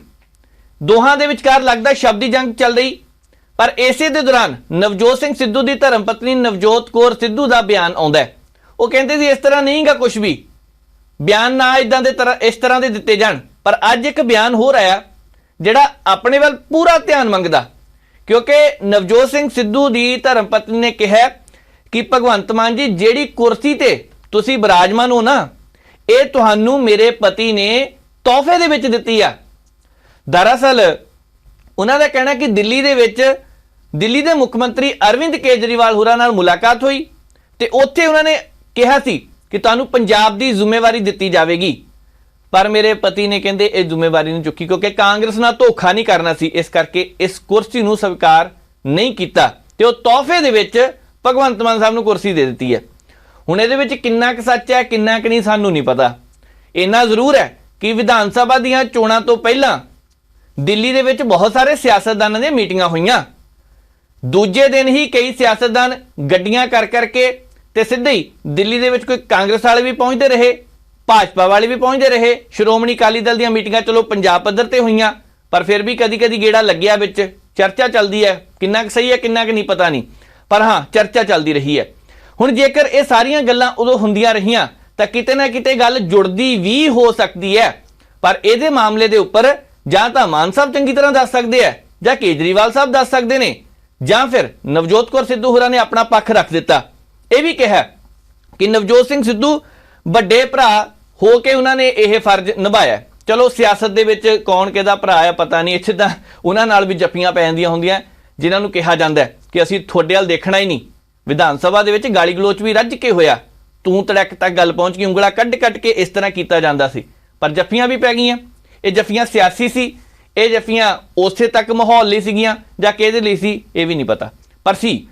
ਹੁਣ ਜਿਸ ਹਿਸਾਬ ਦੇ ਨਾਲ ਇਹ ਬਿਆਨ ਆਇਆ, ਇਹ ਚਰਚਾ ਇਹਦੀ ਰੱਜ ਕੇ ਹੋਣੀ ਹੈ। ਕੱਲ ਨੂੰ ਹੋ ਸਕਦਾ ਇੱਕ ਹੋਰ ਨਵਾਂ ਮੁੱਦਾ ਇਹਦੇ ਵਿੱਚੋਂ ਨਿਕਲ ਆਏ। ਗੱਲ ਕਰਨੀ ਅਗਲੀ ਯੂਨੀਵਰਸਿਟੀ ਦੀ, ਚੰਡੀਗੜ੍ਹ ਯੂਨੀਵਰਸਿਟੀ ਦੀ। ਚੰਡੀਗੜ੍ਹ ਯੂਨੀਵਰਸਿਟੀ ਵਿੱਚੋਂ ਇੱਕ ਬਿਆਨ ਆਇਆ। ਬਿਆਨ ਇਸ ਕਰਕੇ ਵਧੀਆ ਕਿਉਂਕਿ ਕੈਨੇਡਾ ਤੋਂ ਬਹੁਤ ਸਾਰੇ ਬੱਚਿਆਂ ਨੂੰ ਡਿਪੋਰਟ ਕਰਨ ਦੀ ਤਿਆਰੀ ਕੀਤੀ ਜਾ ਰਹੀ ਹੈ। ਹਾਲਾਂਕਿ ਉੱਥੋਂ ਦੇ ਪ੍ਰਧਾਨ ਮੰਤਰੀ ਜਸਟਿਨ ਟਰੂਡੋ ਹੋਰਾਂ ਨੇ ਕੱਲ ਇਹ ਗੱਲ ਕਹੀ ਕਿ ਬੱਚਿਆਂ ਦੇ ਜੋ ਵੀ ਕੇਸ ਚੱਲਦੇ ਪਏ ਨੇ ਪਹਿਲਾਂ ਉਹਨਾਂ ਨੂੰ ਦੇਖਿਆ ਜਾਵੇਗਾ, ਬੱਚਿਆਂ ਨੂੰ ਕਾਗਜ਼ ਸਬੂਤ ਰੱਖਣ ਦਾ ਮੌਕਾ ਦਿੱਤਾ ਜਾਵੇਗਾ, ਫਿਰ ਬਾਅਦ ਦੇ ਵਿੱਚ ਕਾਰਵਾਈ ਕੀਤੀ ਜਾਏਗੀ। ਅੱਜ ਇਹ ਵੀ ਇੱਕ ਬਿਆਨ ਹੋ ਰਿਹਾ ਹੈ ਕੈਨੇਡਾ ਵਾਲੇ ਪਾਸਿਓਂ ਕਿ ਬੱਚਿਆਂ ਨੂੰ ਸ਼ਾਇਦ ਡਿਪੋਰਟ ਨਹੀਂ ਕੀਤਾ ਜਾ ਰਿਹਾ, ਕੋਈ ਸਮਾਂ ਮਿਲ ਸਕਦਾ। ਪਰ ਚੰਡੀਗੜ੍ਹ ਯੂਨੀਵਰਸਿਟੀ ਦਾ ਕਹਿਣਾ ਕਿ ਜੇਕਰ ਬੱਚਿਆਂ ਦੀ ਪੜ੍ਹਾਈ ਨੁਕਸਾਨ ਹੁੰਦਾ ਤੇ ਉਹਦਾ ਨੁਕਸਾਨ ਨਹੀਂ ਹੋਣ ਦਿੱਤਾ ਜਾਏਗਾ, ਅਸੀਂ ਬੈਠੇ ਹਾਂ, ਪੜ੍ਹਾਈ ਇੱਥੇ ਕਰਵਾਵਾਂਗੇ। ਯੂਨੀਵਰਸਿਟੀ ਨੇ ਕੀ ਕਿਹਾ, ਯੂਨੀਵਰਸਿਟੀ ਦੇ ਚਾਂਸਲਰ ਉਹਨਾਂ ਦਾ ਕੀ ਬਿਆਨ ਹੈ, ਉਹ ਪਹਿਲਾਂ ਉਹ ਵੀ ਦੇਖ ਲੈਂਦੇ ਹਾਂ। ਦੇਖੋ, ਇਹ ਇੱਕ ਸਾਡੇ ਵਾਸਤੇ ਤੋਂ ਸਿੱਖ ਲੈਣ ਵਾਲੀ ਕਿਹੜੀ ਗੱਲ ਹੈ। ਮੈਨੂੰ ਲੱਗਦਾ ਕਿ ਇਹ ਜਿਹੜੀ ਘਟਨਾ ਵਾਪਰੀ ਆ, ਇਹ ਸਾਡੇ ਬੱਚਿਆਂ ਨੂੰ ਗੁੰਮਰਾਹ ਕਰਕੇ, ਧੋਖਾ ਕਰਕੇ, ਅਸੀਂ ਕਿੰਨੇ ਦੇਰ ਤੋਂ ਯਤਨ ਕਰ ਰਹੇ ਹਾਂ ਕਿ ਜਿਹੜੀ ਧੋਖਾਧੜੀ ਹੋ ਰਹੀ ਹੈ ਸਾਡੇ ਵਿਦਿਆਰਥੀਆਂ ਨਾਲ, ਉਹਨੂੰ ਠੱਲ ਪਾਉਣ ਵਾਸਤੇ ਅਸੀਂ ਲਾਇਸੈਂਸ ਇਸ਼ੂ ਕਰਦੇ ਹਾਂ, ਅਸੀਂ ਏਜੰਟਾਂ ਦੇ ਬਣਾਉਣੇ ਆ। ਲੇਕਿਨ ਅੱਜ ਵੀ ਅਸੀਂ ਇਸ ਹੱਦ ਤੱਕ ਕਾਬਲ ਨਹੀਂ ਹੋਏ ਕਿ ਅਸੀਂ ਇੱਕ ਸਰਕਾਰੀ ਪੱਧਰ ਤੇ ਕੋਈ ਪੋਰਟਲ ਬਣਾ ਲਈਏ, ਕੋਈ ਐਸੀ ਵਿਵਸਥਾ, ਕੋਈ ਐਸੀ ਵਿੰਡੋ, ਸਿੰਗਲ ਵਿੰਡੋ ਅਸੀਂ ਇੰਡਸਟਰੀ ਵਾਸਤੇ ਬਣਾਉਣੇ ਆ, ਹੋਰ ਚੀਜ਼ਾਂ ਵਾਸਤੇ ਬਣਾਉਣੇ ਆ। ਮੈਂ ਬੇਨਤੀ ਕਰੂੰਗਾ ਸਾਰੀਆਂ ਸਰਕਾਰਾਂ ਨੂੰ ਕਿ ਕਿਉਂ ਨਹੀਂ ਅਸੀਂ ਇੱਕ ਐਸਾ ਭਰੋਸੇਯੋਗ ਸਿਸਟਮ ਸਰਕਾਰ ਵੱਲੋਂ ਪੈਦਾ ਕਰਦੇ ਕਿ ਜਿਸ ਦੇ ਰਾਹੀਂ ਜਿਹੜੇ ਵਿਦਿਆਰਥੀ ਨੇ ਉਹ ਆਪਣੀ ਫਰਦਰ ਪੜ੍ਹਾਈ ਵਾਸਤੇ ਬਾਹਰ ਜਾਣ, ਉਹਨਾਂ ਨਾਲ ਧੋਖਾ ਨਾ ਹੋ ਸਕੇ। ਕਿਉਂਕਿ ਹੁਣ ਕਿਹੜਾ ਬੰਦਾ, ਹੁਣ ਤੁਸੀਂ ਦੇਖੋ ਇੰਨੀ ਵੱਡੀ ਗਿਣਤੀ ਦੇ ਵਿੱਚ ਜੇ ਬੱਚਿਆਂ ਨਾਲ ਧੋਖਾ ਹੋਇਆ ਤੇ ਇਟ ਮੀਨਸ ਕਿ ਸਾਡੇ ਸਿਸਟਮ ਦੇ ਵਿੱਚ ਲੂਪਹੋਲ ਹੈਗੇ ਨੇ, ਸਾਡੇ ਸਿਸਟਮ ਦੇ ਵਿੱਚ ਖਾਮੀਆਂ ਹੈਗੀਆਂ। ਤਾਂ ਇਸ ਚੀਜ਼ ਨੂੰ ਮੈਂ ਇੱਕ ਤਾਂ ਇਸ ਨਜ਼ਰੀਏ ਨਾਲ ਦੇਖਦਾ ਕਿ ਸਾਨੂੰ ਇਹਦੇ ਇੱਕ ਤਾਂ ਇਹ ਹੈ ਕਿ ਇਸ ਚੀਜ਼ ਦੇ ਉੱਪਰ ਅਸੀਂ ਰਾਜਨੀਤੀ ਕਰ ਲਈਏ, ਅਸੀਂ ਜਜ਼ਬਾਤਾਂ ਨੂੰ ਅੱਗੇ ਲੈ ਜਾਈਏ ਜਾਂ ਉਹਨਾਂ ਬੱਚਿਆਂ ਨੂੰ ਪ੍ਰੋਟੈਕਟ ਕਰ ਲਈਏ, ਲੇਕਿਨ ਕੀ ਅਸੀਂ ਇਸ ਚੀਜ਼ ਦੀ ਅੱਗੇ ਨਾ ਹੋਵੇ ਉਹਦੀ ਰੋਕਥਾਮ ਵਾਸਤੇ ਕੋਈ ਕਾਨੂੰਨ ਬਣਾ ਸਕਦੇ ਹਾਂ, ਕੋਈ ਅਸੀਂ ਵਿਵਸਥਾ ਕਰ ਸਕਦੇ ਹਾਂ। ਮੈਂ ਇਸ ਗੱਲ ਦੀ ਬੇਨਤੀ ਕਰਨੀ ਚਾਹੁੰਦਾ ਕਿ ਇਸ ਘਟਨਾ ਤੋਂ ਸਬਕ ਲੈ ਕੇ ਅਸੀਂ ਕੋਈ ਠੋਸ ਉਪਰਾਲਾ ਕਰ ਲਈਏ ਤਾਂ ਕਿ ਹੋਰ ਧੋਖਾ ਬੱਚਿਆਂ ਨਾਲ ਨਾ ਹੋਵੇ। ਲੇਕਿਨ ਇਸ ਗੱਲ ਦੀ ਖੁਸ਼ੀ ਹੈ ਕਿ ਪੰਜਾਬੀ ਸਮਾਜ ਇੰਨਾ ਵੱਡਾ ਹੋ ਚੁੱਕਿਆ ਹੈ, ਉਸ ਦਾ ਪ੍ਰੈਸ਼ਰ ਜਿਹੜਾ ਹੈਗਾ ਉਹ ਪੂਰੇ ਵਿਸ਼ਵ ਦੇ ਵਿੱਚ ਇੰਨਾ ਹੈਗਾ ਕਿ ਉੱਥੋਂ ਦੀ ਸਰਕਾਰ ਨੂੰ ਇਹ ਗੱਲ ਕਹਿਣੀ ਪਈ ਹੈਗੀ ਆ ਕਿ ਅਸੀਂ ਹਰੇਕ ਇੰਡੀਵਿਜੂਅਲ ਕੇਸ ਨੂੰ ਅਲੱਗ ਤੋਂ ਵਿਚਾਰਾਂਗੇ ਔਰ ਅਸੀਂ ਕਿਸੇ ਏਜੰਟ ਦੇ ਧੋਖੇ ਦੀ ਸਜ਼ਾ ਕਿਸੇ ਵਿਦਿਆਰਥੀ ਨੂੰ ਨਹੀਂ ਦੇਵਾਂਗੇ। ਇਹ ਬਹੁਤ ਵੱਡੀ ਗੱਲ ਹੈਗੀ ਆ। ਲੇਕਿਨ ਹਾਲੇ ਵੀ ਉਹਨਾਂ ਬੱਚਿਆਂ ਦੇ ਉੱਪਰ ਜਿਹੜਾ ਖਤਰਾ ਉਹ ਮੰਡਰਾ ਰਿਹਾ ਹੈਗਾ, ਉਹਨਾਂ ਬੱਚਿਆਂ ਨੂੰ ਡਿਪੋਰਟ ਕੀਤਾ ਜਾ ਸਕਦਾ ਹੈਗਾ। ਪਰ ਮੈਂ ਤੁਹਾਡੇ ਮਾਧਿਅਮ ਰਾਹੀਂ ਕਹਿਣਾ ਚਾਹੂੰਗਾ, ਮੈਂ ਤਾਂ ਪਹਿਲੀ ਅਰਦਾਸ ਕਰਦਾ ਕਿ ਪ੍ਰਮਾਤਮਾ ਕਰੇ ਉਹ ਬੱਚੇ ਉੱਥੇ ਸਫਲ ਹੋਣ। ਅਗਰ ਉਹ ਬੱਚੇ ਡਿਪੋਰਟ ਹੋ ਕੇ ਆਉਂਦੇ ਆ ਤੇ ਚੰਡੀਗੜ੍ਹ ਯੂਨੀਵਰਸਿਟੀ ਉਸ ਦੀ ਜ਼ਿੰਮੇਵਾਰੀ ਲਏਗੀ। ਅਸੀਂ ਉਹਨਾਂ ਬੱਚਿਆਂ ਦਾ ਜਿਹੜਾ ਨੁਕਸਾਨ ਹੋਇਆ ਉਹਦੀ ਭਰਪਾਈ ਵਾਸਤੇ ਅਸੀਂ ਜੋ ਵੀ ਉਹਨਾਂ ਨੂੰ ਜ਼ਰੂਰਤ ਹੋਏਗੀ, ਅਸੀਂ ਚੰਡੀਗੜ੍ਹ ਯੂਨੀਵਰਸਿਟੀ ਵਿੱਚ ਉਹਨਾਂ ਬੱਚਿਆਂ ਨੂੰ ਇੱਥੇ ਪੜ੍ਹਾਈ ਵਾਸਤੇ ਵਿਸ਼ੇਸ਼ ਮੌਕਾ ਦੇਵਾਂਗੇ ਔਰ ਉਹਨਾਂ ਬੱਚਿਆਂ ਨੂੰ ਫਿਰ ਕੈਨੇਡਾ ਭੇਜਣ ਵਾਸਤੇ, ਕਿਉਂਕਿ ਸਾਡੇ ਕੋਲੇ ਭਰੋਸੇਯੋਗ ਸਾਧਨ ਹੈਗਾ ਕਿ ਸਾਡੇ ਕੋਲੇ ਕੈਨੇਡੀਅਨ ਯੂਨੀਵਰਸਿਟੀ ਨਾਲ 2+2 ਦੇ ਪ੍ਰੋਗਰਾਮ ਹੈਗੇ। 2 ਸਾਲ ਬੱਚਾ ਇੱਥੇ ਪੜ੍ਹ ਕੇ 2 ਸਾਲ ਜਾ ਸਕਦਾ ਹੈ। ਅਸੀਂ ਉਹਨਾਂ ਬੱਚਿਆਂ ਨੂੰ 2 ਸਾਲ ਇੱਥੇ ਪੜ੍ਹਾ ਕੇ ਉੱਥੋਂ ਦੀਆਂ ਸ਼ਰਤਾਂ ਜਿਵੇਂ ਪੂਰੀਆਂ ਕਰਦੇ ਅਸੀਂ ਉਹਨਾਂ ਨੂੰ ਕੈਨੇਡਾ ਫਿਰ ਭੇਜਣ ਦਾ ਉਪਰਾਲਾ ਕਰਾਂਗੇ। ਕਿਆ ਡਿਪੋਰਟ ਹੋਇਆ ਬੱਚਾ ਦੁਬਾਰਾ ਜਾ ਸਕਦਾ ਹੈ ਜੀ? ਬਿਲਕੁਲ ਜਾ ਸਕਦਾ, ਬਿਲਕੁਲ ਜਾ ਸਕਦਾ।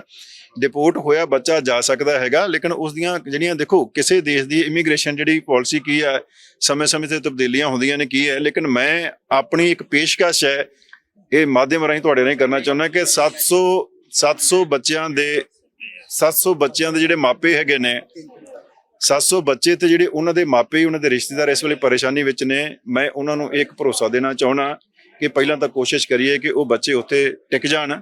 ਅਗਰ ਵਾਪਸ ਵੀ ਆਉਂਦੇ ਤੁਸੀਂ ਘਬਰਾਇਓ ਨਾ, ਉਹਨਾਂ ਬੱਚਿਆਂ ਨੂੰ ਚੰਡੀਗੜ੍ਹ ਯੂਨੀਵਰਸਿਟੀ ਸੰਭਾਲੇਗੀ, ਮੈਂ ਸੰਭਾਲਾਂਗਾ, ਮੈਂ ਉਹ ਸੇਵਾ ਲਵਾਂਗਾ ਔਰ ਉਹਨਾਂ ਬੱਚਿਆਂ ਨੂੰ ਅਸੀਂ ਦੁਬਾਰਾ ਫਿਰ ਕੈਨੇਡਾ ਭੇਜਣ ਵਾਸਤੇ ਯਤਨ ਕਰਾਂਗੇ। ਚੰਡੀਗੜ੍ਹ ਯੂਨੀਵਰਸਿਟੀ ਦੀ ਗੱਲ ਕਰਦੇ ਹਾਂ ਤਾਂ ਨਾਲ ਹੀ ਪੰਜਾਬ ਯੂਨੀਵਰਸਿਟੀ ਚੰਡੀਗੜ੍ਹ ਦੀ ਗੱਲ ਵੀ ਕਰਨੀ ਹੈ। ਪੰਜਾਬ ਯੂਨੀਵਰਸਿਟੀ ਚੰਡੀਗੜ੍ਹ ਵਾਹਵਾ ਸਮੇਂ ਤੋਂ ਚਰਚਾ ਦੇ ਵਿੱਚ ਰਹੀ। ਉੱਥੋਂ ਦੇ ਜੋ ਵਾਈਸ ਚਾਂਸਲਰ ਸੀ ਉਸ ਵੇਲੇ ਕੀ ਹੋਇਆ ਸਭ ਨੂੰ ਪਤਾ ਹੈ। ਹੁਣ ਇੱਕ ਉੱਥੇ ਵਿਰੋਧ ਪ੍ਰਦਰਸ਼ਨ ਚੱਲ ਰਿਹਾ ਹੈ। ਮਜ਼ਦੂਰਾਂ ਨੇ ਵਿਰੋਧ ਪ੍ਰਦਰਸ਼ਨ ਕੀਤਾ ਕਿਉਂਕਿ ਕੰਸਟਰਕਸ਼ਨ ਦਾ ਕੰਮ ਚੱਲਦਾ। ਉਹਨਾਂ ਦਾ ਕਹਿਣਾ ਸੀ ਕਿ ਸਾਨੂੰ ਪੱਕੇ ਕਿਉਂ ਨਹੀਂ ਕੀਤਾ ਜਾਂਦਾ। ਜਦੋਂ ਕਿ ਦੇਖਦੇ ਆ ਕੋਈ ਸਾਨੂੰ ਨੋਟਿਸ ਨਹੀਂ ਦਿੱਤਾ ਜਾਂਦਾ, ਜਦੋਂ ਕਿ ਲੱਗਦਾ ਯੂਨੀਵਰਸਿਟੀ ਵਾਲਿਆਂ ਨੂੰ ਕਿ ਕੰਮ ਹੈ ਨਹੀਂਗਾ, ਕਰ ਦਿੱਤਾ ਜਾਂਦਾ। ਇਹ ਜੋ ਕੰਮ ਕੀਤਾ ਜਾ ਰਿਹਾ ਹੈ ਇਹ ਰੁਕਣਾ ਚਾਹੀਦਾ ਉਹਨਾਂ ਨੇ ਕਿਹਾ। ਉੱਥੋਂ ਦੇ ਮੈਂਬਰ ਨੇ ਸੰਦੀਪ SFS ਦੇ ਕਿ ਯੂਨੀਅਨ ਹੈ ਜਿਹੜੀ ਬਣੀ ਹੋਈ ਉਹਦੇ ਪ੍ਰਧਾਨ ਨੇ, ਉਹਨਾਂ ਨੇ ਮੁੱਦਾ ਚੁੱਕਿਆ। ਯੂਨੀਵਰਸਿਟੀ ਤੱਕ ਹੀ ਵੀ ਗੱਲ ਪੜੀ ਹੈ। ਕਹਿੰਦੇ ਆ ਕਿ ਮੀਟਿੰਗਾਂ ਦਾ ਦੌਰ ਵੀ ਚੱਲਦਾ ਪਿਆ, ਪਰ ਉਹ ਮਜ਼ਦੂਰ ਜਿਹੜੇ ਕੰਮ ਕਰਦੇ ਨੇ, ਜਿਹੜੇ ਕਹਿੰਦੇ ਨੇ ਕਿ ਸਾਨੂੰ 18 ਘੰਟੇ ਪਹਿਲਾਂ ਇੱਥੇ ਕੰਮ ਕਰਨਾ, ਫਿਰ ਅਗਲੀ ਸ਼ਿਫਟ ਵਿੱਚ ਜਾ ਕੇ ਕੰਮ ਕਰਨਾ, ਤਾਂ ਵੀ ਪਰਿਵਾਰ ਦਾ ਗੁਜ਼ਾਰਾ ਨਹੀਂ ਹੁੰਦਾ। ਯੂਨੀਵਰਸਿਟੀ ਸਾਨੂੰ ਪੱਕਿਆਂ ਕਰੇ। ਹੁਣ ਇਹ ਮੰਗ ਰੱਖੀ ਹੈ, ਪਰ ਬਹੁਤ ਸਾਰੀਆਂ ਸ਼ਰਤਾਂ ਵੀ ਹੋਣਗੀਆਂ। ਯੂਨੀਵਰਸਿਟੀ ਨੇ ਉਹ ਸਾਰੇ ਜੋ ਕਾਨੂੰਨ ਹੋਣਗੇ, ਜਿਹੜੀਆਂ ਹਦਾਇਤਾਂ ਹੋਣਗੀਆਂ, ਜਿਹੜੀ ਯੋਗਤਾ ਦੇ ਅਨੁਸਾਰ ਹੀ ਭਰਤੀ ਹੁੰਦੇ ਨੇ, ਉਹਨਾਂ ਦੇ ਆਧਾਰ ਤੇ ਹੀ ਫੈਸਲਾ ਲੈਣਾ। ਸੋ ਯੂਨੀਵਰਸਿਟੀ ਦਾ ਕੀ ਕਹਿਣਾ ਉਹ ਦੇਖਾਂਗੇ ਜਦੋਂ ਬਿਆਨ ਹੁੰਦਾ ਹੈ। ਪਰ ਇੱਥੇ ਜੋ ਪ੍ਰਧਾਨ ਸਾਹਿਬ ਨੇ ਮੰਗ ਕੀਤੀ ਹੈ ਪਹਿਲਾਂ ਉਹ ਦੇਖਦੇ ਹਾਂ।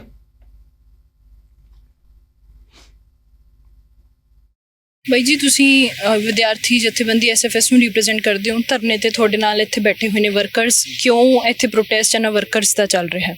ਮਤਲਬ ਪਿਛਲੇ ਲੰਬੇ ਸਮੇਂ ਤੋਂ ਪੰਜਾਬ ਯੂਨੀਵਰਸਿਟੀ ਨੇ ਇੱਥੇ ਠੇਕੇਦਾਰੀ ਸਿਸਟਮ ਸ਼ੁਰੂ ਕੀਤਾ ਹੋਇਆ। ਉਹ ਠੇਕੇਦਾਰੀ ਸਿਸਟਮ ਦੇ ਵਿੱਚ ਕੀ ਹੈ ਕਿ ਮਜ਼ਦੂਰਾਂ ਨੂੰ ਕੰਟਰੈਕਟ ਸਿਸਟਮ ਤੇ ਰੱਖਿਆ ਜਾਂਦਾ, ਜਦ ਕਿ ਉਹ ਪੰਜਾਬ ਯੂਨੀਵਰਸਿਟੀ ਦੇ ਵਿੱਚ ਕੰਮ ਕਰਦੇ ਆ। ਮਤਲਬ ਸਾਡੀ ਅੰਡਰਸਟੈਂਡਿੰਗ ਇਹ ਹੈ ਕਿ ਪੰਜਾਬ ਯੂਨੀਵਰਸਿਟੀ ਇੱਕ ਪਬਲਿਕ ਯੂਨੀਵਰਸਿਟੀ ਆ। ਪਬਲਿਕ ਅਦਾਰਿਆਂ ਦੇ ਵਿੱਚ ਲਗਾਤਾਰ ਜਿਹੜੀ ਪ੍ਰਾਈਵੇਟਾਈਜੇਸ਼ਨ ਹੋ ਰਹੀ ਆ ਉਹ ਹੋਣੀ ਨਹੀਂ ਚਾਹੀਦੀ, ਇਹਨਾਂ ਨੂੰ ਪੱਕੇ ਰੱਖਿਆ ਜਾਣਾ ਚਾਹੀਦਾ। ਹੁਣ ਕੀ ਹੋ ਰਿਹਾ, ਇਹ ਜਿੰਨੇ ਵਰਕਰਸ ਨੇ ਇਹ ਕੰਸਟਰਕਸ਼ਨ ਡਿਪਾਰਟਮੈਂਟ 'ਚ ਕੰਮ ਕਰਦੇ ਨੇ ਤੇ ਮਤਲਬ ਇਹਨਾਂ ਦੇ ਉੱਪਰ 3 ਠੇਕੇਦਾਰ ਬੈਠੇ ਨੇ ਤੇ 3 ਠੇਕੇਦਾਰ ਲਗਾਤਾਰ ਇਹਨਾਂ ਤੋਂ ਪੈਸੇ ਵੀ ਖਾਂਦੇ ਨੇ ਤੇ ਇਹ ਮਤਲਬ ਉੱਥੇ ਰੱਖਣ ਲਈ ਵੀ ਇਹਨਾਂ ਨੂੰ ਪੈਸੇ ਦੇਣੇ ਪੈਂਦੇ ਨੇ ਤੇ ਲਗਾਤਾਰ ਇਹਨਾਂ ਨੂੰ ਪਰੇਸ਼ਾਨ ਕੀਤਾ ਜਾ ਰਿਹਾ। ਅਸੀਂ 1.5 ਮਹੀਨੇ ਤੋਂ ਲਗਾਤਾਰ ਪ੍ਰੋਟੈਸਟ ਕਰ ਰਹੇ ਹਾਂ ਤੇ ਇਨਫੈਕਟ ਸੈਲਰੀ ਲੈਣ ਲਈ ਵੀ ਸਾਨੂੰ ਪ੍ਰੋਟੈਸਟ ਕਰਨਾ ਪੈਂਦਾ। ਤੇ ਹੁਣ 1.5 ਮਹੀਨੇ ਤੋਂ ਮੀਟਿੰਗਾਂ ਵੀ ਹੋਈਆਂ ਨੇ, ਮੀਟਿੰਗਾਂ ਦੇ ਵਿੱਚ ਰਜਿਸਟਰਾਰ, ਚੰਡੀਗੜ੍ਹ ਪੁਲਿਸ ਦੇ ਨੁਮਾਇੰਦੇ ਸਾਰੇ ਵਿੱਚ ਇਨਵੋਲਵ ਹੁੰਦੇ ਨੇ, ਬਟ ਉਹ ਮੀਟਿੰਗ ਦੇ ਵਿੱਚ ਕੁਝ ਅਗਰੀ ਕਰਦੇ ਨੇ ਤੇ ਬਾਅਦ ਵਿੱਚ ਫਿਰ ਮੁੱਕਰ ਜਾਂਦੇ ਨੇ। ਹੁਣ ਰਜਿਸਟਰਾਰ ਨਾਲ ਰੋਜ਼ ਮੀਟਿੰਗ ਕਦੇ ਆਉਂਦੇ ਜਾਂਦੇ ਮਿਲ ਜਾਂਦੇ ਨੇ ਤਾਂ ਕਹਿੰਦੇ ਹਾਂ ਅਸੀਂ ਬਸ ਤੁਹਾਡਾ ਮਸਲਾ ਸੋਲਵ ਕਰ ਰਹੇ ਹਾਂ, ਬਟ ਉਹ ਠੇਕੇਦਾਰ ਨੇ ਕਿ ਇੱਥੇ RR ਠੇਕੇਦਾਰ ਆ, ਜੈਮਾਲਾ ਵਾਲਾ ਠੇਕੇਦਾਰ ਆ, ਮਤਲਬ ਉਹਨਾਂ ਦੀ ਗੁੰਡਾਗਰਦੀ ਇਸ ਹੱਦ ਤੱਕ ਵੱਧ ਗਈ, ਧਮਕਾਉਣ ਤੱਕ ਜਾਂਦੇ ਨੇ ਕਿ ਅਸੀਂ ਨਹੀਂ ਰੱਖਦੇ, ਤੁਸੀਂ ਕਰ ਲਓ ਕੀ ਕਰਨਾ। ਉਹ ਰਜਿਸਟਰਾਰ ਦੀ ਵੀ ਨਹੀਂ ਸੁਣ ਰਹੇ।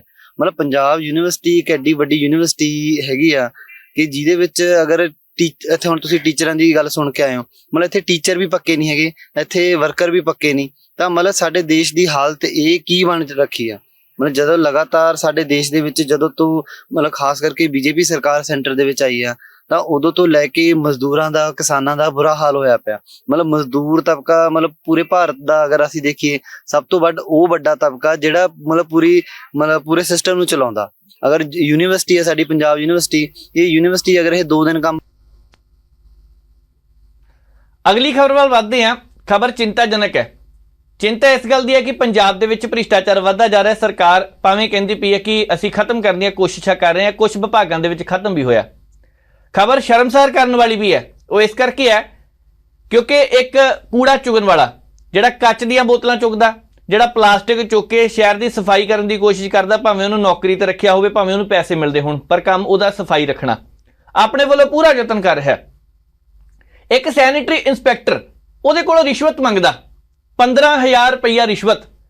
ਹੁਣ ਕਿਸ ਚੀਜ਼ ਦੀ ਰਿਸ਼ਵਤ ਸੀ? ਕੰਮ ਕਰਦਾ ਇਸ ਕਰਕੇ, ਜਾਂ ਉਹਨੂੰ ਪੈਸੇ ਜ਼ਿਆਦਾ ਇਕੱਠੇ ਹੋ ਜਾਂਦੇ ਸੀ ਇਸ ਕਰਕੇ? ਕੀ ਕਾਰਨ ਸੀ? ਇਹ ਜਾਂਚ ਦਾ ਵਿਸ਼ਾ ਹੈ।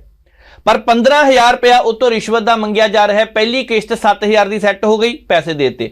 ਦੂਜੀ ਕਿਸ਼ਤ 4,000 ਰੁਪਇਆ ਮੰਗਿਆ, ਵਿਜੀਲੈਂਸ ਨੂੰ ਸ਼ਿਕਾਇਤ ਕੀਤੀ ਗਈ। ਇਸ ਦੀ ਕੂੜੇ ਵਾਲੇ ਨੇ ਦੇਖਿਆ, ਕਿਸੇ ਨੇ ਦੱਸਿਆ ਹੋਣਾ ਕਿ ਭਾਈ ਫਲਾਨੀ ਥਾਂ ਤੇ ਸ਼ਿਕਾਇਤ ਕਰ ਦਿਓ।